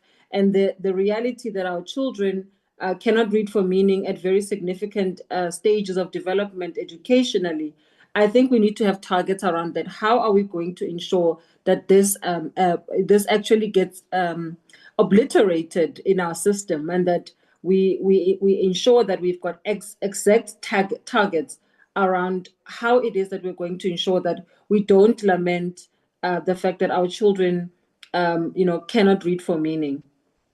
Countries like Rwanda, Chairperson, and I saw that we were speaking much later in the presentation to the idea of study tours. I think it would do well, and I'm not sure how far we have gone or what the committee has done in its own stead with regards to this particular point. But I think there's a lot to learn, and I mentioned Cuba and Kenya, and somebody's trying to call me and they're disturbing. Sorry, I'm going to drop the phone. They're disturbing my line, and I hope I have not missed you, Chairperson. Oh gosh, sorry, Chair. Sorry, everybody. Somebody's trying to call me and they're disturbing my line. I apologize about that. And so I'm concerned, Chairperson, on the ECD front around provinces like Limpopo and Eastern Cape, who struggle with higher numbers of unregistered practitioners and overcrowded classrooms. I'm not sure how it is we're dealing with this, but I think because those are most significantly impacted, I think it's important for us to zoom in on those two provinces because they are the most struggling, irrespective of the fact that Limpopo has shown significant improvements, as we have seen with the matric results of last year. And then thirdly, I think I will not lament too much on infrastructure and safety because I think that the previous colleagues have mentioned that. And of course, issues in KZN are quite acute and they need to be sorted out. Again, there are programs, Chairperson, that we could look to. A country like, Bangladesh, I know that I'm not speaking to the informal spaza sector here, where colleagues can get their hairs up on their necks with Bangladesh. But Bangladesh has done very well in terms of introducing a safe schools program with non-negotiable standards, and I think we can learn a lot from those in terms of their zero tolerance approach in this regard. Fourthly, I speak to the issue of teacher development, and I'm glad that the previous honorable member mentioned whether we can submit these in writing, Chairperson. I will do exactly that. But for the sake of now, I want to really also on the teacher development zoom in on Funza Lushaka and SASI and its professionalization. I'm not sure if we are really focusing on this. I am very wary of celebrating it as yet, because rural schools are still underperforming in STEM sciences, particularly their teachers, because there's a principle of gig or garbage in, garbage out. There's no way that you can have teachers who are inadequate and then you have a high performing students.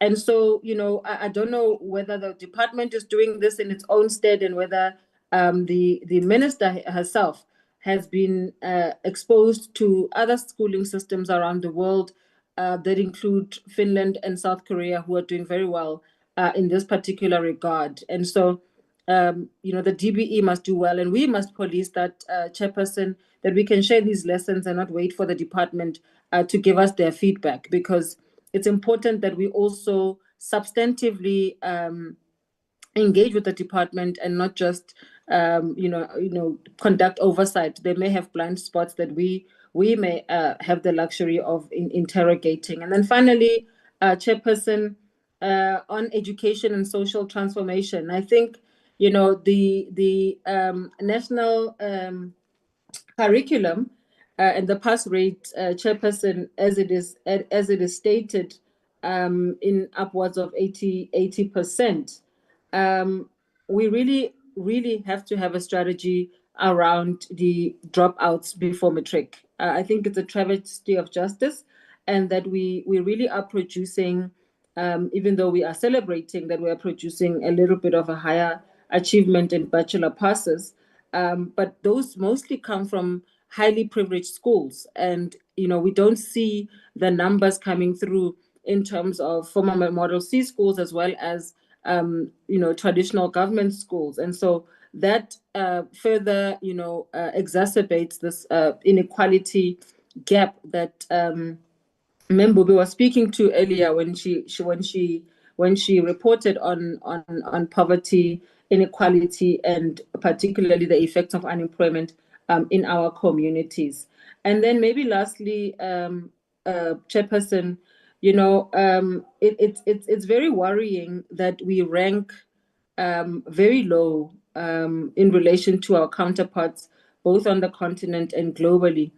Despite that, with other countries, we economically do better, but they tend to do better than what we are doing. And so it will be important for us to focus our efforts on tying education directly to issues of poverty, so that we can close the gap and be very, very systematic and focused in our efforts to say that if indeed education is the most powerful weapon which we can use to change the world, then it is important for us to have a targeted educational program to alleviate poverty, so that it is indeed true. Because if you're having dropouts of our students before they reach matric, then that can never ever change, and we will forever be lamenting this, and a committee after us will do exactly the same. And so with those few comments, Chairperson and colleagues, I do welcome the presentation. I'm looking forward to what we're going to put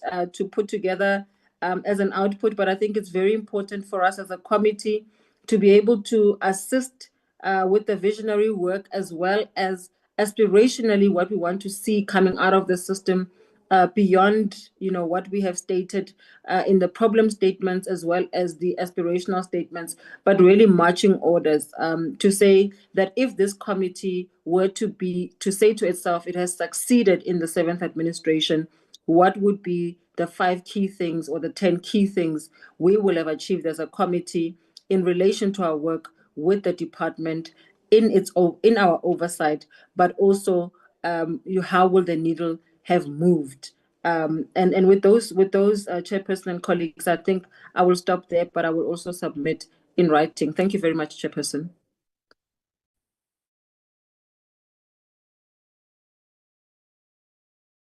Thank you very much, Honorable Ngobeni. Honorable Shikwambana.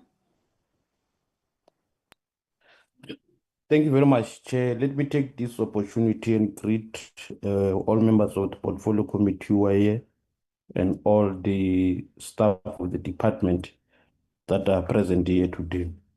I hope, Chair, I'm not going to conclude 5 times before I finally conclude, like what Honorable Mkhize does. I'll try by all means not to conclude 5 times before I finally conclude. I want to welcome the presentation that was made today. And my comment will be that in our priorities, we need to be specific on what we prioritize as the committee. And I will want to take one issue or one point from the mandate of the portfolio committee, which is the oversight and accountability, that we need to be very much serious with the oversight and the accountability of all organs and entities and the departments, particularly in all provinces. When we do oversight as this committee and this 7th parliament, we need to make sure that we do oversight thoroughly oversight, and oversights that which, when we look back, we're going to say, indeed, as the members of this portfolio committee, we have done justice to our schools and we have done justice to the department itself, and we know for sure that our work will speak and will change the lives and the situations in the schools that we find ourselves in. As we do the oversight, as members of the portfolio committee, our oversight must focus on the issues that are life touching and must impact our communities and the school positively. Because I've seen that in most cases, people will usually do oversight, but if you can ask one that really, out of the oversight that you have done, how did the school that we have visited benefit from the oversight that we have conducted?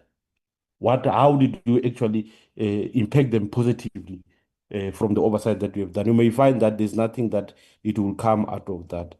And this is done mainly because we do our parliament work or our oversight work only for a tick boxing exercise. And I will encourage that let us just move away from that character of just doing oversight for the sake of doing oversight, and we can't point out as to how did we impact the lives of those that we seek or intend to impact positively. The other issue that I want to speak on, Chair, that I want to propose that we must have, and I have seen these things, Chair. I remember, Chair, there's a report of your oversight that we have done in Sitotolane in Limpopo, in one of the special schools. And that report was debated in Parliament. All political parties debated that report in Parliament. All of us here, we debated that report in Parliament. And we even adopted that report here in this portfolio committee. But if I may ask, as to say, do we have any report back of what is happening in that particular school where an oversight was conducted, issues were actually identified, and serious burning issues of infrastructure problems, there's no water in the schools, a lot of issues were identified. And we went on to even debate the report in Parliament, and it was passed like that. What can we show now?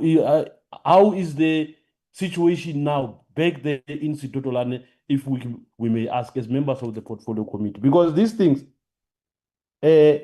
of us just doing oversight and say it's our mandate. Yes, it's our mandate, but how is it assisting the communities? How is it assisting our schools? How is it assisting the citizens of South Africa in particular? Why am I saying this, Chair? I want to give, I already gave the example of the Sidotolani special school that we have done, the oversight. I once also went to a school in Mpumalanga called Ngotini High School. I did an oversight there, and my reason of going to that school, it was simply because there were issues and students were on the street, they were protesting, they were burning tires and even threatening to burn the school itself. When we intervened, yes, we have intervened, we have identified that there are issues, but I won't speak about all issues because these issues I have raised them in the committee before. But one issue that I want to speak on that issue, even today is not solved is the issue of the shortage of teachers. Even today, that school does not have those teachers that the students went to the street for. And they're about to write their trial examinations. After trial examinations, it's final examination. They have not been taught thoroughly. They've never been heard, or they never had someone who actually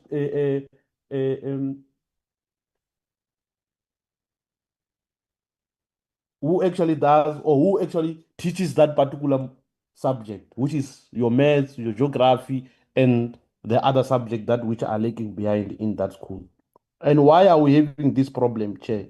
We're having this problem because as a committee, we do not necessarily have what I may call a resolution tracker. And I will encourage that let us have a resolution tracker in all issues that we resolve on, in all oversights that we partake or we conduct, we must have a resolution tracker. And that resolution tracker must even lead us. The chairperson of the portfolio committee should be able to tell us that on this date we have went to this, or there was this oversight done by a particular member. This is what was identified. These were the things that were supposed to be resolved. Can we check with the officials of the department? Can we check with the minister? Can we check with the deputy minister? How far are we in with regard to of resolving those issues? Because we are just speaking in parliament and speak and do oversight, but there's no one who's actually been laid accountable later after as to, but we have done these things. How far are we now? So we must have a resolution tracker that will guide us and lead us, and we must hold people that supposed to do the work accountable. Your DGs, your officials, ministers and deputy ministers, they must come back and report to us to say, on that issue that was reported in the committee of oversight A and B, have you done 1, 2, 3, 4, 5, and how far are you in terms of resolving those issues? I think those things will assist us. I hear, Chair, that we are speaking, or the presentation here was speaking of the NDP targets. But I'm just afraid to say that come 2030, this committee will have achieved less, if not nothing, if we don't have this issue that I just raised of tracking down issues or the work that we have done. I've noted when the presentation was being made that there is a tracking dashboard, but the tracking dashboard is just simply I don't understand whether it's just in the word or in black and white, but I've never had anything that which this committee has done physically or tangible that actually seek to track issues and make those who are responsible of dealing with those issues come in account as to how far are they in terms of resolving those issues. We can safely say this because the writing is so clear for everyone to see. Majority of our schools today do not have proper running water. Today we still have schools with pit toilets. In rural areas, many of our schools do not have enough classrooms. There's no connectivity in those schools. Learners and teachers are discouraged in these schools. Maybe this portfolio committee will have to visit a school by the name of Subukani Primary School in Bushbuck Ridge, where you will see what I'm talking about, where you will have teachers who are discouraged, where you will have learners who are discouraged, where you will even have the staff that which is discouraged. Everyone in that school is discouraged because there are no classrooms in the schools. There's no proper buildings in the schools. There's no running water in the schools. Everything is just a mess. Maybe these things are happening because this particular school I'm talking about is a school in a rural area, because schools in the rural areas seems to be suffering and are seriously neglected. Chair, as I'm drawing closer to conclusion, Chair, in our last meeting Tuesday, the Commission of Gender and Equality made a remark of the issue of gender-based violence and the statutory rape, and questions were made thereof. And then now, we've got serious issues in our school. I think one of the main priority as well that we must put as part of this strategic plan is that we must follow too much, or we must make sure that we follow a lot on the issue of gender-based violence and the statutory rapes in our schools. We had an issue, Chair, of a learner in the Eastern Cape of Kwekwe, that it has actually shocked the whole country. And if I can ask now, how far are we with that issue? Everyone is quiet now. From all departments, your Department of Police, your Department of Health, Social Development, women, people, youth with disability, everything, everyone, even our own Department of Basic Education, everyone is quiet now. And if I recall very well, Chair, we have made submission as the EFF as to say, can we please go and do an oversight of our own committee there in that particular school in the Eastern Cape? We were told that we were still waiting for the date and all those type of things. Or maybe, Chair, before we conclude this meeting, you will provide us with the necessary guidance as to what is happening with that proposal that we have made previously as the EFF of visiting that particular school there in the Eastern Cape in Matatiele. This is part of the reason that we do not have a resolution tracker of tracking issues and making sure those issues that we have discussed in the portfolio committee, those issues we have discussed as members of the portfolio committee are recorded properly and are being followed to the latter when everything has been dealt with. There's serious crime in our school and also in the communities around our schools. And it seems like there's no one who wants to deal with these issues now. I want to suggest again to say, let's also have one of the priority in the main as on the issues of crime and violence in our school. Our learners have become violently in our school. You go to your Ekuru Lane in Johannesburg. You go to your Ekenhof, also in Gauteng. You go to Mpumalanga, you go to KZN, all provinces, our learners have resorted to be violent. And they come to school with weapons, dangerous weapons for that matter. They stab each other, they fight each other, they even stab the teachers, fight teachers. It's just a mess in our schools. There seems to be no one taking responsibilities on dealing with the issues that our learners and kids on the schools are faced with.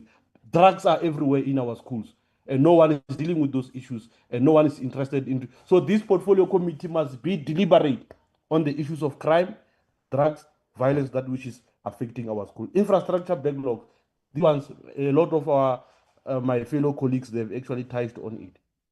I may not want to repeat on it and speak much on it, but it's said one of the main priorities that this committee must actually look at and also solve it, because we've got serious issues in our schools. We've got serious issues in terms of infrastructure, water, sanitation, toilets, your buildings, everything's just a mess in the schools. So we need to actually look into it and make sure that we visit it properly and we attend to it as members of parliament, because without us members of parliament, these people that have voted for us to be in parliament, they won't get justice and they won't get services. So we need to go into these communities and make sure that we assist them.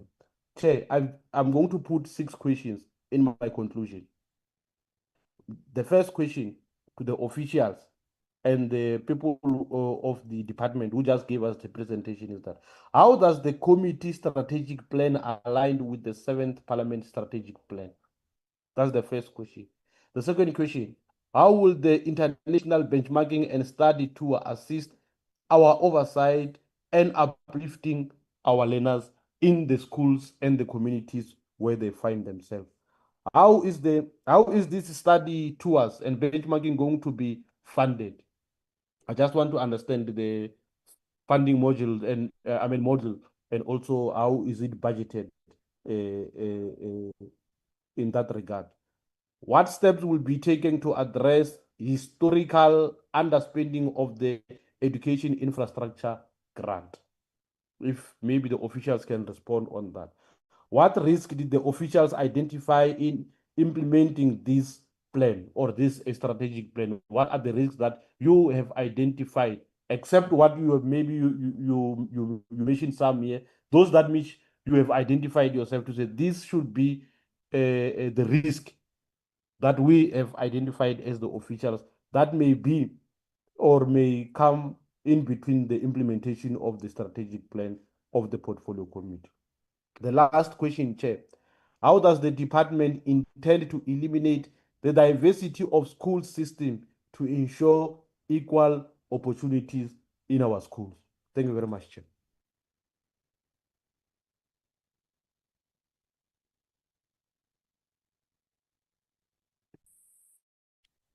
No, thank you very much, Chair. Thank you, Honorable Shkombana. Honorable Law. No, thanks very much, Chair. As you allow me, Chair, one must first welcome the presentation of the strategic planning that seeks to give direct indication and assistance as to how are we going to play our oversight role as a committee. And also we should identify the most pressing strategic issues and priorities within the basic education sector as a portfolio committee. And I think what becomes more important, it also seeks to speak of the effectiveness of strategic planning that allows us to allocate resources, both financial and human, more efficiently. Hence, I would want to echo the same sentiments that with other members that what becomes quite important, it is for us to play and strengthen the oversight role that seeks to impact and make a difference. So looking on to the presentation of the strategic document that seeks to give guidance as to how we're going to play our oversight role onto the department and aligning issues that I could have identified. I think key to say, or what is important, or one should say that, Chair, at the heart of the strategic planning and document, the key priority that one want to base on is the implementation of the Bela Act and the enhancing of the early childhood development development and promoting also, Chair, foundational literacy and numeracy and improving school infrastructure and safety. These are essential because if we are able to properly plan and put into effect these issues in aligning them closely with the targets that are set through what we call the Minister's Performance Agreement, and by focusing on these priorities, we would be able to build and respond to the issues that are responsive to the issues that are confronting the schools and the education ecosystem. So it is quite important that when we look into the APP, we should identify quite issues that need our attention to ensure that the strat plan leads to meaningful outcomes. And then one significant concern that one would want to put into focus is that I think it was raised earlier, we should not focus on activities being at the center while else outcomes would not impact. That's why I want to second and echo and agree with the operation tracker, where we are able to put a mechanism to say that out of the predetermined objectives as aligned to the department, how do we track that we've made a significant impact and how we have made change? Because in some instances, we went to oversight, like for example, Chair, if I may cite, as part of the problems that one could have identified, that there are serious concerns of corruptions or activities that are out of the law or out of the authority of the law. But at the ultimate end, when we come back, we table the report, we go to Parliament, and then what happens then? We need to put a tracker that is also aligned and also expanded, because our scope of work as members of Parliament says that we must be able to work with other entities or other government authorities that seeks to oversight on where those who are doing the wrong sides of the law. For example, if there's a need for us, as we're playing our oversight and we are not satisfied, on what we are getting from the departments and entities that we are playing oversight onto. We should extend the word where we invite your SIUs and the Hawks to be able to play a vital role, to be able to give it feedback that is effective to the societies so that we're able to be responsive. And I think also, Chair, as part of my submission, I think we should also look on to the repeated setting of baselines at zero, which I think it will seek to put a confusion in our accountability, and it will hamper us with our ability to track progress over time without established baselines. So it will be very not easy for us to assess whether the initiatives are delivering the results that we would want. Moreover, the lack of disaggregation by crucial factors such as a province and a quintile limits or our understanding of disparities in the educational outcomes. So making it harder, it will make it harder for us to pinpoint areas that requires targeted intervention. So we should look on to that, those targets as to how, why, where, why we would have said. So I think also we've got a duty chair as a committee to enhance and alignment and make sure part of the thing that we must do as we are playing our oversight to our strat plan, it is also to play and align with the minister's performance agreement so that we are able to explicitly track the essential indicators on the minister's performance agreement as per the strat plan, so that we're able to know as to when they come to parliament, we're able to track the essential indicators such as the ECD coverage, the effectiveness of reading plans, and the quality of outcomes of the National Senior Certificate Assessments, which is our the ongoing day-to-day working days that we're dealing with as the committee. So we should concentrate on these indicators, and we should ensure that the strategic plan not only sticks to the outlined priorities, but also effectively meets the diverse educational needs of our country. And then as a committee, we're able to play our operational mandate that is strategic, that is also operational, and seeks to give effect and directive towards that. And then I think, Chair, we should also need to, while the APPs does acknowledge the significant risk like under the expenditure and infrastructure gaps, I think it also would need us to put a robust strategies to mitigate these challenges in a way that is crucial. As a committee, would need to put more, we need to put more pressure on the department on how these risks are going to be mitigated and managed, because they can put it in paper, but in most instances, they come to report, when they come to give us their reports, we'll see that they have not done much onto their work in terms of that. And I think there's a coherence with the national and global frameworks. I want to also come to the gap. There's a gap that I've identified in the strat plan that I think we should be able to look at, where the plan demonstrates strong horizontal alignment with the government's medium-term development plan, GNU letter of intent, and the parliament's accountability outcomes. I think what becomes quite important, there's a need for us to translate a high-level alignment into concrete outcome indicators, more so on your NDP and on your SDG, so that we are able to include or establish clear mechanism for critical areas such as grade R and grade 6 readings and numeracy proficiency to grade 4, which will be to adhere to, which was part of the concerns that we could have identified, and we should look onto such. And then key to that, Chair, there's a need of quality of the APP. The APP presents a clear annual work plan span, which includes processes for budget, vote hearings, oversight, visits, and regular reporting. I think there's a need to shift from input metrics like number of meetings to outcome-focused results, where we should deal with percentage of projects on schedule of schools meeting and safety norms, so that we can check our reforms seeking to enhance and change effectively as we are putting, because a strategic document that seeks to measure the effective work that we are doing to its predetermined objectives will give progress. Hence, we need to improve on how we are dealing with, because indicators must disaggregate by key demographics, including province, quintile, gender, and disabilities, to ensure that disparities are addressed through those particular indicators.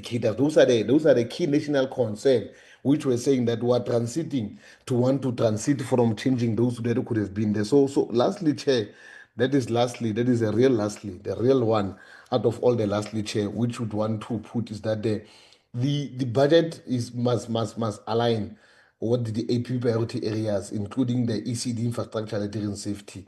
I'm saying all this said, as a committee, we should be able to measure and be able to able to understand as to if we are putting these priorities, what do we have so that we're able to, as we are going to play our oversight role, what therefore becomes our role. So even to say that, Chair, I think within the document, one will submit key issues that are quite significant, because we'll also need to strengthen this document so that as we go to the department, we're able to understand that the strategy plan is aligned with the 7th Parliament strategic planning of 2024-2029. And then so that we're able to, as I said earlier, then we're able to look on to the baselines that are marked 0 to say what methodology did we use to set baselines and targets that are like that, because we need realistic baselines and targets that are responsive, that are going to be measurable, so that we're able to deal with such processes. And then we also need, Chair, to deal.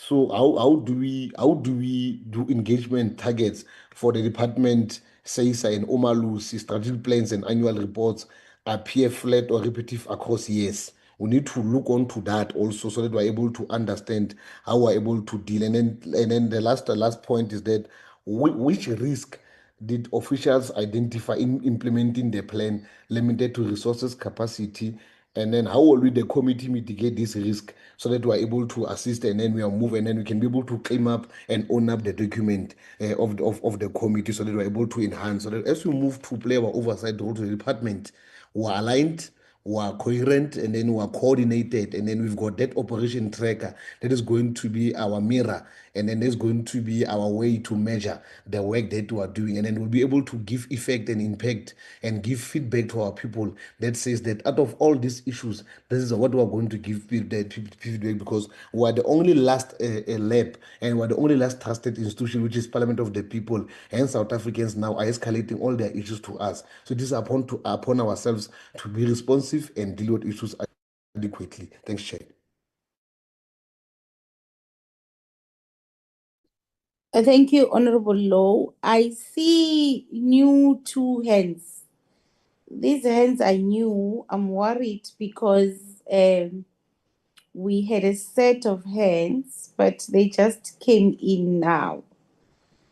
Honorable The Vault and Honorable Komani. I'll just give you just a few minutes to engage, because I had not seen your hands all along. Honorable De Vault and then Honorable Komani, you follow. Yes, Jay, thank you very much. Indeed, I didn't want to repeat. So I was listening to what colleagues say, and I won't take up half the time that any of our other colleagues used. I just want to point out something, if I may, and that is that I think we all are on the same page as committee members, and several colleagues mentioned the fact that we're not here for ticking box exercises. And I think what is very important that we cannot neglect in submissions forward to you in the next few days is that we're dealing with the national education department, strat plan, etc., and that there are several mentions made to competencies which falls directly under the province. I'm saying this, Chairperson, because I think we all on the have the same vision, and that is quality education and quality teachers to the learners specific. Sikwamba and others have mentioned the diversity of our learners in our education system. But I would like to say that a minister can go up to a point, and what we as a committee actually need to where the provincial competencies does not fulfill this outcome that we want, the national department and this committee specific, then we should have other remedies that we should exercise to make sure that the provinces actually hear what we say and fulfill. I'll just mention one example, and that is Honorable Shikumba has mentioned Settle Tolwani. I think very few of us, except the officials online, know that Settle Tolwani is actually in their second school already, and it's a pity it is where it is today, and many others that were mentioned. But I really would like us to also, in this plan, through you, Chairperson, your office, if we can get advice on how to make sure, although the Minister nationally is the custodian of basic education, the MECs have certain competencies. And if they don't adhere to what we as a committee does on oversight, or what we aim to achieve in all the provinces, there must be some remedies. And maybe, Chair, if I may ask, if your office can find guidelines for us to use in remedying that's not adhered to after we have done oversight. Chair, and that's my contribution. Thank you very much. The rest I'll add to my colleague, Honourable Sharif, in the written contributions. Thank you. Thank you very much, Honourable DeVault. Honourable Komani. Ga go leboga kgadiešu ke be ke tšee sebaka se ke reng ngangae ga se ka ba ka ba le monyetla maloba ke kwele gore re wele ka mahlong re ga mmele wa gago o robala ka khutšo re kwešiša gabotse gore re be re swanetše go emiša diatla e fela go fihlile nako ya go kwešiša gore o ka re tula fele go teya ke tšee sebaka se ke tamiši bamphato ke be ke tamiši le officials tše di le go gona, and then ke welcome the presentation. Then I'm just going to be the shortest one in those who have been short. Chairperson, my problem or my point is as little as like this. I've observed that we are now on a point in this committee seeming like classifying ourselves as Pavarotti, in which Pavarotti what can do the best is to sing soprano. When he opens the mouth, he sings soprano. Then so for us to avoid that, I am thinking of to advise or to propose to the Department of Basic Education to at least to come up with a special team that will observe or do follow-ups on our oversights, because we are used to have what do we call it? To have oversights that at the end of the day are not profitable to us, but in which the office of the DG have proven to it that it is possible. Why I'm saying this, they once in last month have delegation to the schools that we complain about. And then the ones that we have attended in Elias Mutwaledi, I made sure that I form part of that. We went there with that delegation, and then there is a little light in the tunnel, in which if this proposal of advising the basic education to compose a committee, that even if it's not a committee, a team, that it will specially deal with the oversights, then we will be fruitful. We will start to see a fruitful oversight at the end of the day. Then, so that is my proposal. I'm asking the secretary to put it down. We need the feedback if it is possible, and it can be possible because we have tried it. The DG have tried it, and it's working for him. Well, from when I'm speaking now, one school in the name of O.R. Tambo in Elias Mutwaledi, there is a progress where there was a disability child, the child who was living with disability. There was no ramps, but I heard that there is a progress. At Hotala Secondary School, the toilet has arrived, the flashing mobile toilet has arrived, in which there is a progress. And then if we can bring up that team, then we are going to have a light. We will touch the light in the tunnel. I promise to be short. Let me shorten it myself. Thank you very much, Chairperson. Thank you. Thank you very much, Honorable Komani, and thank you very much to all the honorable members for the comments. I will, in a short while, afford the team an opportunity to respond to some questions that were asked, but also to reflect on the comments that have been made.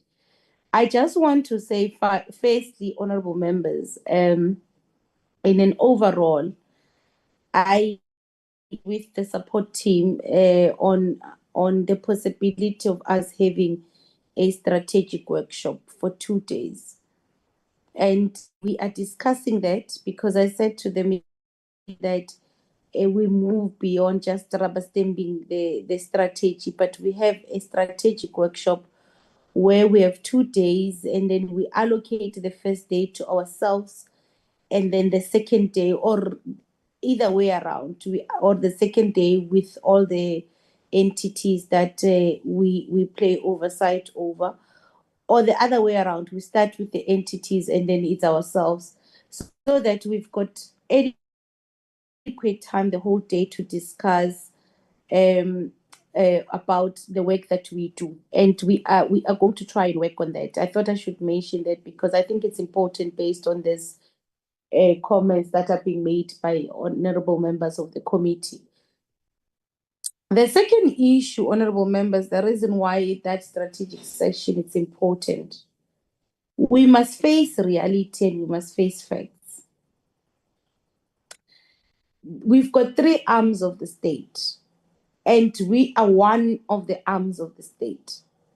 There is no arm of the state that is more superior than the other. We are each other's balance and checks.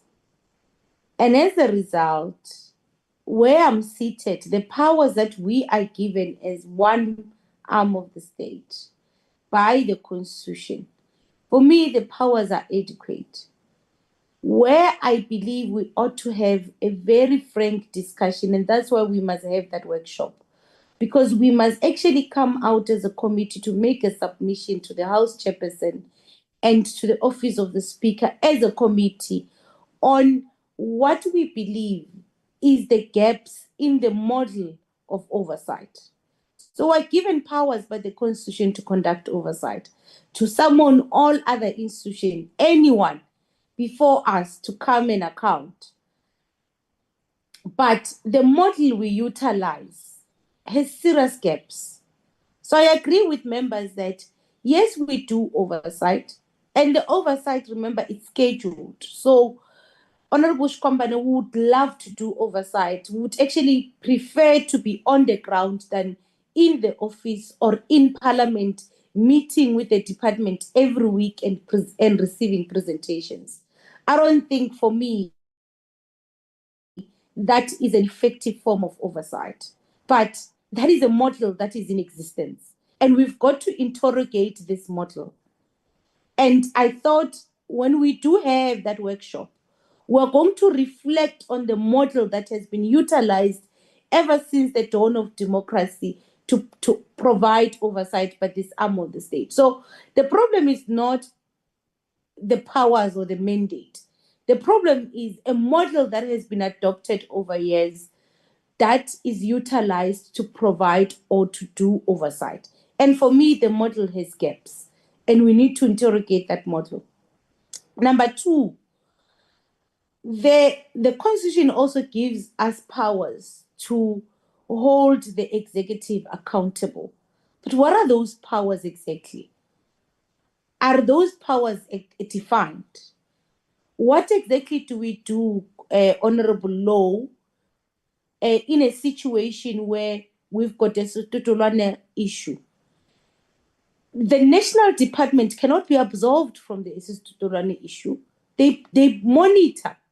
Their role is to monitor, although it's a concurrent function, but they monitor. So we are going to ask them, and we've asked them, by the way, one of the things the Office of the Speaker does, and we receive those correspondences when the Office of the Speaker does that, after a debate, Honorable Shkombana, on Sototolwane, for example, and remember in that oversight report, there is recommendations that I made and they were adopted by this committee. So this committee made recommendations on what must happen. The Office of the Speaker wrote a letter to the Minister of Basic Education and said, this is what Parliament has resolved, and these are the recommendations of Parliament. Can you provide an update report on your progress in implementing this recommendation? And the Office of the Minister responds and says, we've spoken to the province, we've done this, we've done this, we've done that, and we've done that. And if it is not satisfactory, what do we do? Where I'm seated, we've got to interrogate the structure that is very complex. The structure that is very complex, the process and the mechanisms and the strategy of oversight and holding the executive accountable. Further, we ought to interrogate the quality of public participation, because that is another issue that has come to the fore. In the past meetings, if members would remember, we've introduced a new sort of a new tradition where when stakeholders write to us on certain issues, we then say, let us invite them to the portfolio committee. And in so doing, we are trying to bring forth and to integrate public participation into our meetings, because we understand the only time portfolio committees of Parliament interface with the public is when there's a bill on the table. So what if we don't have any bill as this portfolio committee for the coming 5 years? So we'll never interface with the public. So it is deliberate from our part as the leadership of the committee to say, and it is deliberate that we invite stakeholders. And even beyond inviting stakeholders in our meetings, we even try, when stakeholders want to join us for oversight visits, I always insist with the support team, we always insist that invite all stakeholders to our oversight visits. So when we go to a province, everyone, all stakeholders must know. In a community, we're going to the traditional leadership, everyone must know that we're coming to that community, because I believe that is an opportunity for the public to participate in the work of Parliament. So for me, there is serious gaps in the model, the structure, the mechanisms and the process and the strategy that we have adopted as Parliament over years, or to exercise our authority. And I think in that workshop, this is an overarching question that we must respond to and we must speak to.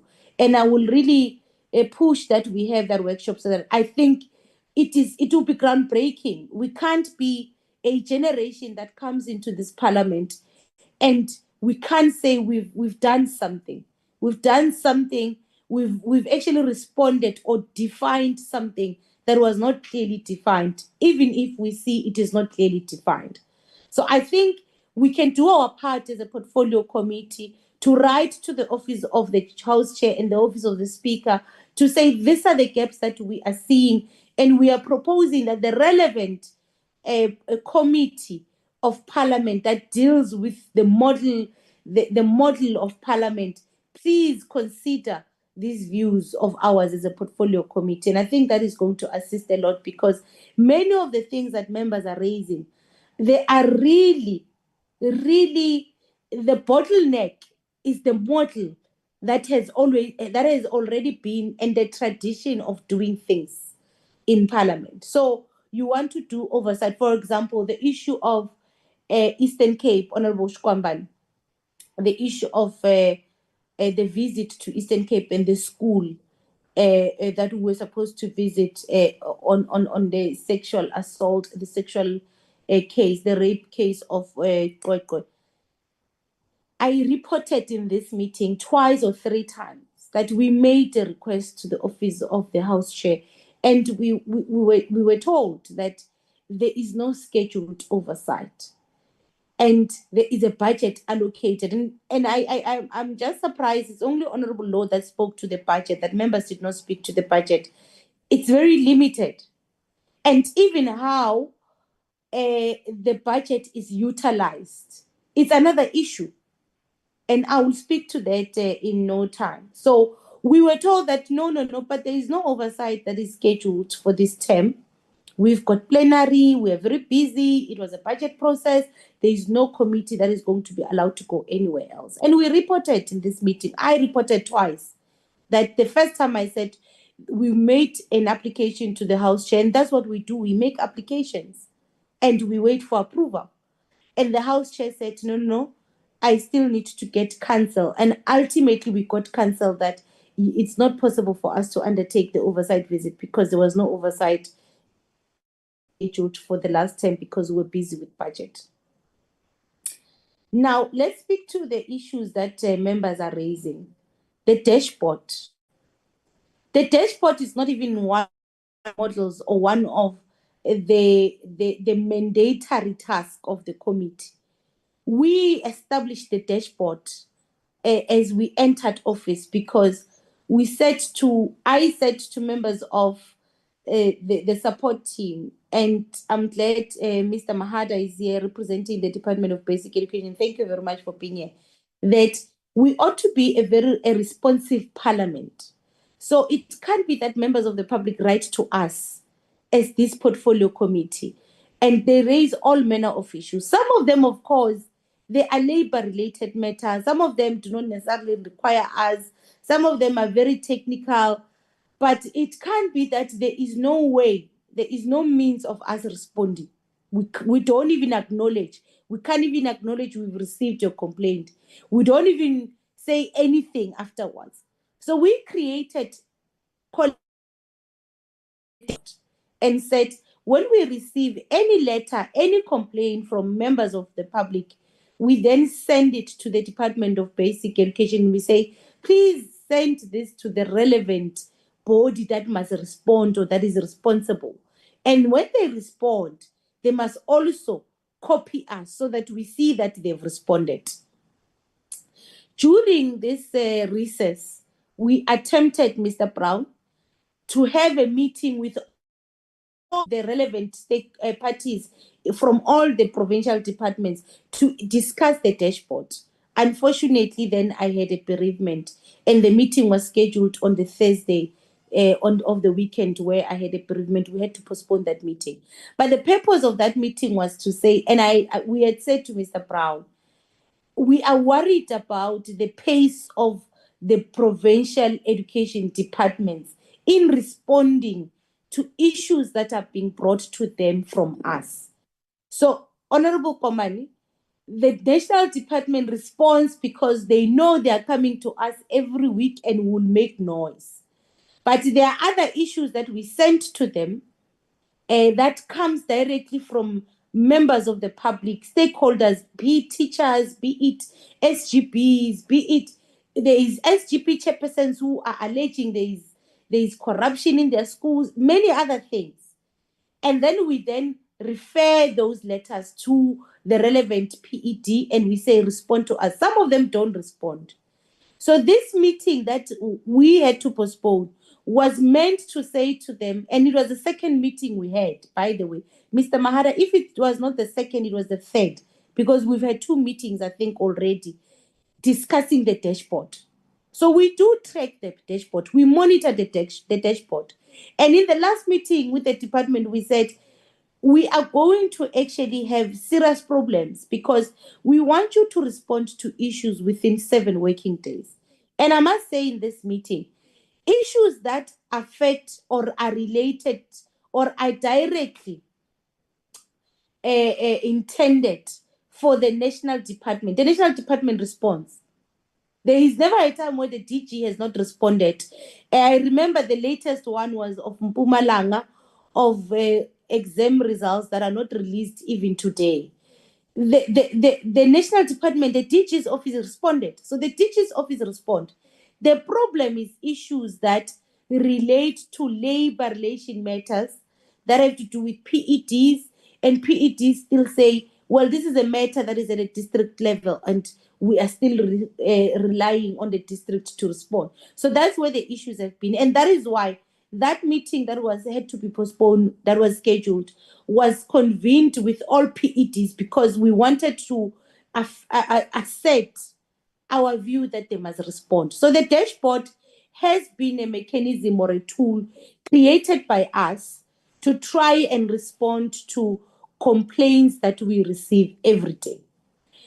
Now, two, I am in agreement with the resolutions tracker, because we had a dashboard, but we did not have a resolutions tracker.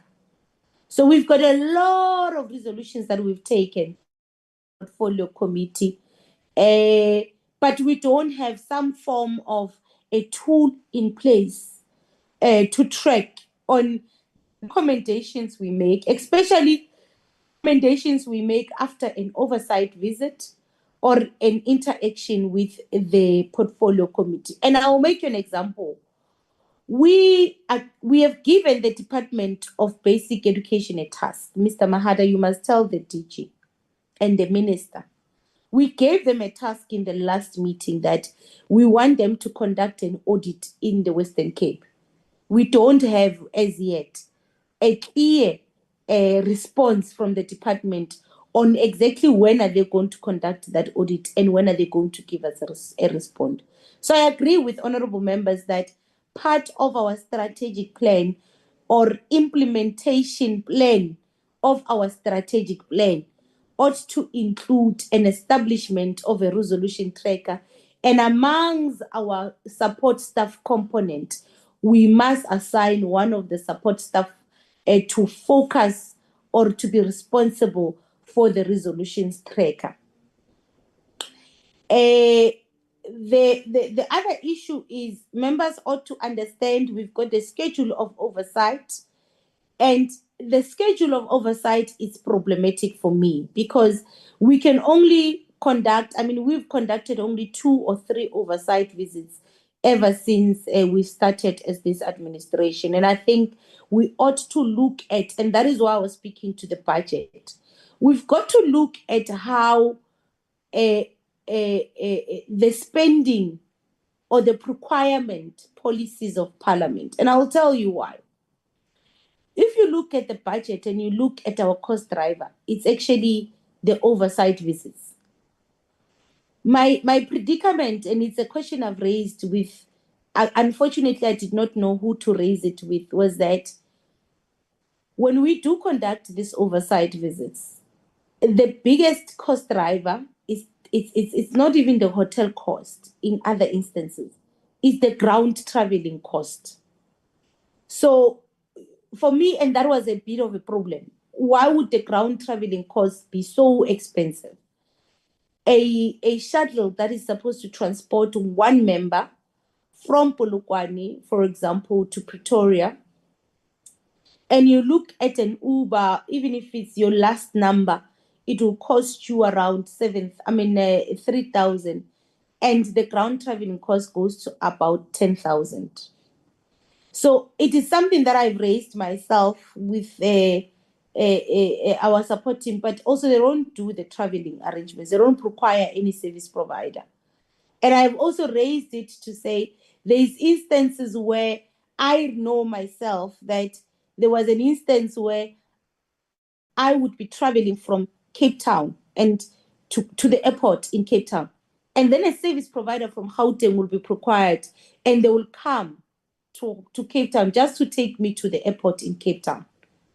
Or a service provider, when we went to KZN, service providers from Eastern Cape were brought to KZN to come and provide a service of shuttling us around KZN. And I had a serious problem with that. So I'm saying these are some of the things that where I'm seated, we must engage when we have this workshop so that we can raise these things sharply with the relevant officials that are responsible for the procurement, because if we are able to optimize the little budget we have, then it gives us enough budget, enough resources, Honorable Shkwamban, to actually be creative and innovative on oversight. We can actually decide as a portfolio committee that, look, there is an urgent matter in province X. We don't have to go all of us like we did with Sutulwane. We didn't go all of us. I made a request because it was an urgent matter to say, can at least I myself as a chairperson go? And because it's cheaper to actually transport one person, we're able to do it. So if we're able to utilize the funds or the budget allocated to us optimally, we can even then stretch ourselves to say when there are issues, we can delegate to say members, 2 members of the portfolio committee or 3 members of the portfolio committee go to this area, and other 3 members go to that area, other 3 members go to that area. Then we cover reach as a portfolio committee. And I think for me, that is the innovative ways that we should start thinking as Parliament, so that we're able to execute our tasks quite clearly. I'm going to leave it here to say I want to agree with members of the portfolio committee and applaud the staff, applaud Mrs. Mbude for the excellent comprehensive work that you put on the table for us, and to say please do incorporate the comments and the contributions of members of the committee, and let us try to convene another meeting where we are really going to just go through the final draft before we submit it. But I do think that members were very clear on the focus areas, on improving our tracking of what we do, and on the questions that have been asked, please respond to them. I do want us also to engage on this discussion on the international trip for benchmarking, on what do we believe in terms should be our focus area. There's 2 key areas for me that came out. For me, it's actually 4 areas. It's either we go out to go and look at countries that are excelling in the provision of the ECD and go and see what model they are using, because where I'm seated, we are still confused in terms of the model of the ECD. We don't have one model. We still have a combination of models. And for me, it's still a bit confusing for everyone. And I believe we need to look at a country that is excelling, and we need to go and see what exactly are they doing, so that we can come and try and learn and take best practices. The second one is what Honorable Ngobeni has said, and this is what we tried to do and will still try to do, of really having an objective, an overall goal and vision on the education curriculum, understanding the kind of young adults that we want to produce. So the curriculum content has to be of value. And as a result, we really need to go and look at other provinces that are producing, or their curriculum content is linked directly to a career path from even your foundation phase. So we need to look at, countries like China, the curriculum content from a foundation phase at a primary school, it's linked to a career path and a career exit strategy. There is an exit strategy from grade 1 when the learner enters grade 1.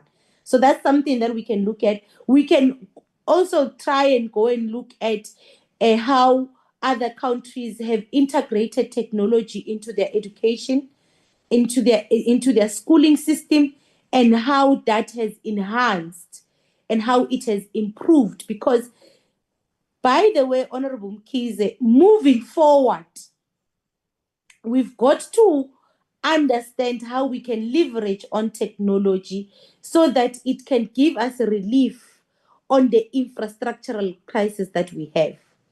So you ought to start thinking about online learning, because majority of our young people, my son who is 10, it's almost all the time behind the screen, and any homework, any assignment that they are given a task to do, it always refers him to the internet.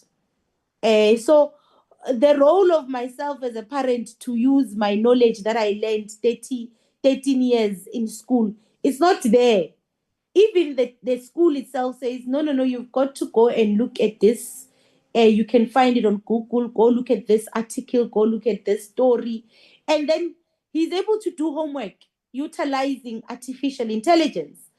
either we like it or not, but that's the years that we're in. So we ought to also try and think about how the role of technology, artificial intelligence, we can integrate it positively, because it has also negative connotations, positively integrate it to actually assist and improve and enhance the educational outcomes. So we need to think about those focus areas, and then we decide on the international trip, because we need to decide on it quicker so that we can look at, as honorable one honorable member was saying, we can look at the funding and the budget that we have. How do we get there? Is it going to be costly?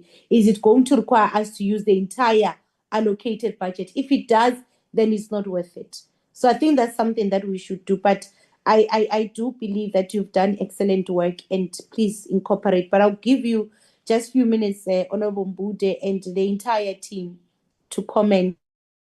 We can close the meeting, because I want us to have another session of this sort. Ms. Mbude? Thanks once Ms. again, Mbude? Honorable Chair and members of our portfolio committee. Thank you very much to all of you, Chair, especially for your guidance, the whip, our manager, our staff members. When we say collaboration, it makes things happen. It's processes like this. We have listened, Honorable Chair and honorable members, to the feedback, to the comments, the risks identified, and we really looked forward to that. We were intentional, Honorable Chair, about not putting in the risks at this stage, because when you listen to the members and you listen to the gaps identified, that is where also we felt we would then package that information into the revised strat plan, because this one, Honorable Chair and members, was just an initial discussion and conversation. We are going to now try to respond, Chair, as you have indicated, to some of the questions and comments, starting with the issue of oversight. Honorable members, Parliament has an oversight and accountability model, which states very clearly how committees should be playing this role, starting with the incorporation of the budget, so that there's facilitation and proactive oversight with a view of contributing to future budgets. With the function of oversight is about the implementation of laws, the application of the budgets, and observing how laws have been implemented in terms of the Constitution, and also in relation to effective management and governance of the department. We need to get that one out of it to be clear. Another thing, I like the proposal on the enhancement of the resolution tracking, Chair, in line with what we had started when that dashboard was started, to allow the public to put in their queries and responses. We will look into that with the committee and with your guidance, Chairperson. Another aspect, Chairperson, on the accountability framework still, I think Parliament is requiring the committees to standardize and improve these mechanisms. And all of this, honorable members, is linked, hence we emphasize on the NDP to ensure that at the end of the day, there's a focus of oversight on the objectives of the NDP, because that is a desired outcome at the end of the next 5 years. That's the first one on the NDPs, on the oversight and the accountability policy. And at the next workshop, that Chair is also suggesting, we will look deeper as part of the program, going deeper into the refined oversight and accountability model of Parliament and the oversight function of the committee, so that members are also in the picture and the frame of understanding how best the committee can deal with its oversight function. Honorable Shikombane, you have asked about how does this plan align with other plans and what informs the study towards, I think, the risk identified. I want to start and try by understanding that when you look at the SDG goals and the NDP goals, is SDG goals 2030 and NDP 2030. Those are integrated. The SDGs, each and every country, as per the goals, goal number 1, number 2, number 3, we are on goal number 1, quality education. Outcome, I'll check on that. But number 1 is quality education. In the NDP, we have chapter 9. And these priorities, honorable members, are extracted and extrapolated from these policy directives. So that come 2030, when the tracking, the monitoring, and the evaluation takes place, how far is South Africa in reaching these goals? What would speak is also the evidence of the work that members have conducted over the oversight when they were oversighting the work of the department and holding the government accountable. And accountability being a relationship between the executive and also the National Assembly committees doing and enhancing their work to the department. On the aspect of the risk, one of the risks, Honorable Shikombane, that we looked at was, especially when we look at the children and the statutory rape matter in particular. The statutory rape matter is a sensitive issue, honorable members. It's affecting young children. It is also influenced by the Children's Amendment Bill processes. And therefore, when the committee is dealing with children, there's an issue of confidentiality and an issue of protection of children, which is paramount according to the law. The issues of social, psychosocial support when learners also come through and speak in the public hearings about this particular matter of statutory rape. We looked into that as also a risk that will also require counseling services to also be present so that the victims at the end of the all are not left in a state of emotional discomfort, which may even make their learning to be in a phase where children are feeling we have not been dealt with well. So that was risk number 1 that we identified. Risk number 2, honorable members, if you look at the budget of the committee versus the budget of the department is the implementer. The committee conducts oversight. And therefore, when we are going to do and conduct the oversight, the budget also informs the activities of the committee as to how many oversight visits can you do. And oversight is not only confined to visits, it's also confined to looking at legislation, how it is being implemented. It's also speaking to the reports being analyzed, the departments being called to account. It's a whole range of activities that allude to the issue of oversight. Now, another thing that you have also asked was how the international benchmarking works. That objective on international participation is a priority of the 7th Parliament and including previous parliaments, because South Africa is part of the region.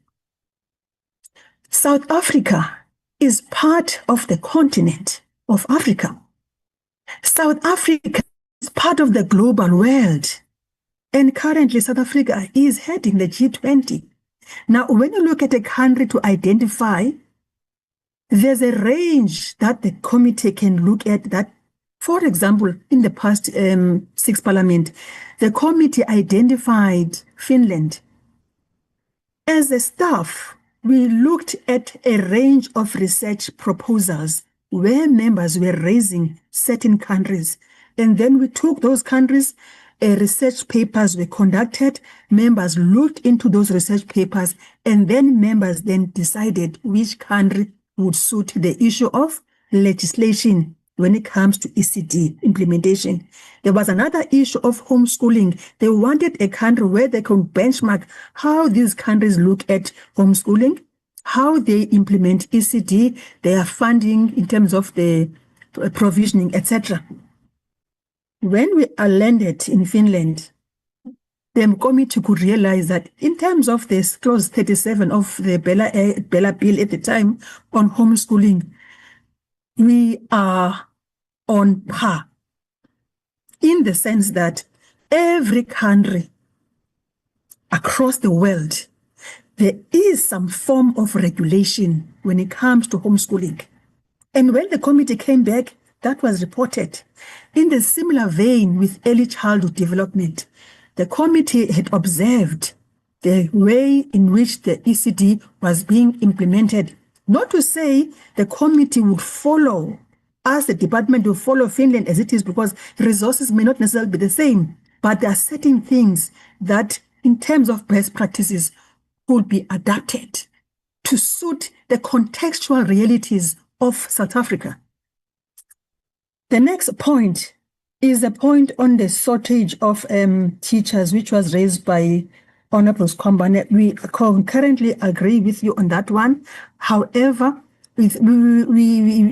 I would say maybe the department may respond further on that one. We also appreciate the members' inputs where the gaps have been identified and issues being raised around the rural schools. We could not necessarily pinpoint the provinces at this stage because when you look at planning, you start at the high level with a strat plan. The strat plan being aligned to the institutional plan, which is Parliament's plan. Parliament's plan also being aligned to the NDP, the country plan. The country plan being aligned to the SADC regional plan, Continental Africa 2063, and then the SDGs. Now, coming back to which provinces, we indicated in the draft plan rural schools and marginalized communities.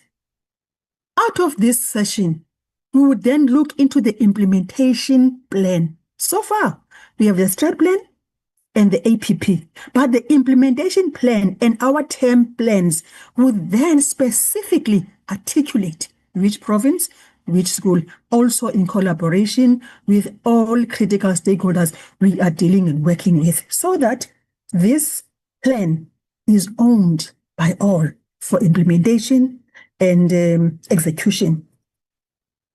On the aspect of the poverty, inequality, and unemployment, these focus areas are the NDP focus areas cascaded into the MTDP. I hope that is expressed for members to take note of.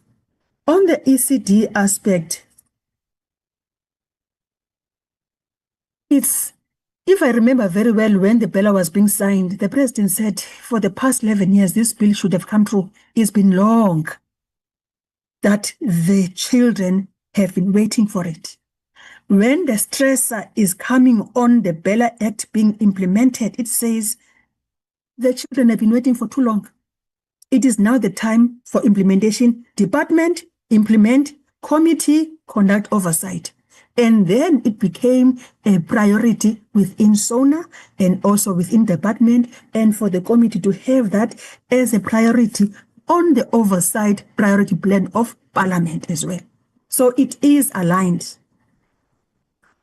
On the aspect of the asbestos, when we conduct oversight and the issues of GBV in terms of the targets, allow me, honorable members, to say some of the targets, if I'm correct, are shared by other committees. But I also listened to one member saying, and especially Honorable Sharif, let's look at quality indicators. Now, when you look at what is quality education is about improving the learning outcomes. And when you look at quality indicators, you can use quality indicators in various ways. For example, if you go to a school, you look at the environment, you look at the classroom, you look at the lessons, you look at the assessment, how the assessment is being done, and also the program. You look at the resources, you look at governance and leadership of the school. We also look at financing. Some schools are complaining about funding. We are sitting and waiting, or our funding is not sufficient for this and that. Now, the issue of the priority, what was the focus? If it was infrastructure, the committee must take care of ensuring that the department has played its role in ensuring that the infrastructure of that school is being attended to in terms of their responsibility of implementation. Again, the plan says there should be collaboration with other government departments. That means public works, so water and sanitation. There's quite a whole range where the resources could be utilized effectively, including private public partnerships. Schools belong to communities. They also have a responsibility to play. But at the end of the day, what is being looked at is quality learning outcomes. Another question that came on board was the issue of the specific targets. While we looked at these targets, honorable members, we were also informed by the baseline as we had indicated. We are also informed by our own budget of the committee. How far can the committee take? We even ask, is this reasonable? Or can we reduce, or can we increase? Or let's allow the committee to say, let's increase here or reduce there. But we have noted that, honorable members. On the infrastructure issue in terms of the quality outcomes, how many schools need to be improved, how many schools must be monitored, and all that in terms of Section 20 schools and Section 21. We are going to, in the revised plan, honorable members, as per suggestions and the proposals come through, we look forward to what you will be presenting through the office of our honorable chairperson. On the aspects of the country gender indicators, I had said previously that this country indicator also means that we are going to work in collaboration with the Committee on Women, Youth, and Persons with Disabilities, so that the targets that we plan are not out of step with the targets that the committee and the department has planned, including the Department of Basic Education. What are their targets on this one? When the targets are being assessed, South Africa, how far did you reach? Because there will be benchmarks come 2030. How far did you reach this target? And that must be informed by that collaboration aspect as well. And to close, Chair, on the aspect of the other questions which were raised, I think the question of the alignment, honorable members, we are satisfied that on the broader scope of things, the NDP is aligned to the SDG. The Africa Agenda 23 is aligned. The SDG for the SADC region is aligned, as well as what the committee's alignment was in relation to Parliament priorities as per objectives of Parliament for the 7th administration. What we can maybe be differing would be the targets in terms of quantifying the numbers or the percentages, but alignment, I can wake up tomorrow and say it is aligned in terms of our own assessment. Lastly, honorable members, I think the issue of the public participation aspect, yes, it's part of the objectives of the committee.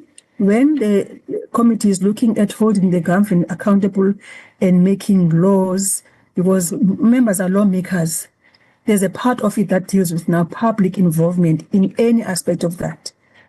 I did indicate earlier on that there's a section on public participation.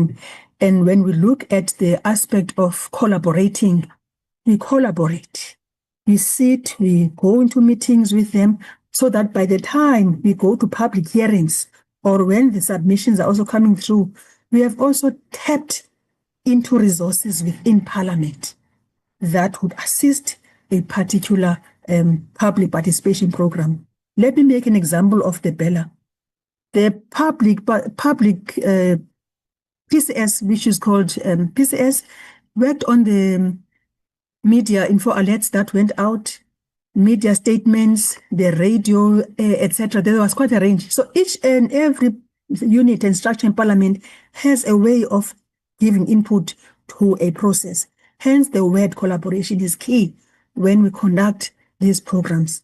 Public education and the parliamentary democracy offices, which are also located in the provinces, they go out and educate the people about a specific bill that was presented to Parliament. And when members go out for public hearings, already the public has been involved, the public has been informed, the public information is such that when they stand on that mic and say, I support this bill or not support this bill, public education has taken place.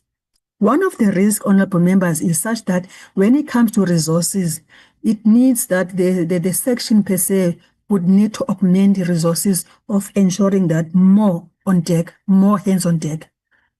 I think I have tried, if I've left out any response, we are going to refine it in the next revised draft as per the suggestion of chair of a 2-day session and satisfy the members into the questions and the issues that were being raised. I think from my side, I just want to appreciate all the members for their inputs, the support that you have given us, the confidence you've given us as well, and also giving input, Honorable Chair and Honorable Whip and other members today. Our own manager, Mr. Bundy, is our acting section manager, the staff members, all of them, Mr. Brown, Mr. Kekana, Mr. Rowena, Ms. Dolly. We've done very well, Ms. Raja, as well, in terms of ensuring that no matter how the plan is, there is something for the committee to reflect on, and every comment that the members have raised today, we are going to bring together our own team, sit down and refine it and fine-tune it, that when you see it, honorable members, and having your inputs incorporated, it will be a different picture altogether. I think I would thank you at this stage. Thank you so much. Thank you very much, Mrs. Mbude. Honorable members, that was the only item on our agenda. We will inform you in time of the next session where we are going to finalize our strategic plan just before the 19th. So we do encourage you to send those written comments before Tuesday so that when we have our meeting, our final meeting, your comments would be incorporated. Thank you very much for your patience, for staying in this very long meeting. We've been having very long meetings lately, but we really appreciate the patience of members. It shows our commitment to the work that we've been assigned as South Africans. And to our team, we can't thank you enough for the sterling work, and we are looking forward to the final draft. And we will inform members on that session, on the dates of that session. Members, you must know that our next scheduled oversight visit is in Free State, as we have approved the program. We all of us collectively approved a program of the next oversight visit, that is on the 26th to the 31st of October this year. And that will be in Free State. And secondly, our next session is going to be, our next meeting, portfolio committee meeting, is next week, Tuesday. It's a virtual meeting. So thank you very much, and I see you there. The meeting is officially adjourned. Bye-bye. Recording Thank stopped. you, you. Honorable Chair. Thank you, Thank you, Chair. members. Bye-bye. the chair. Bye, Chair. Thank you. Thank you.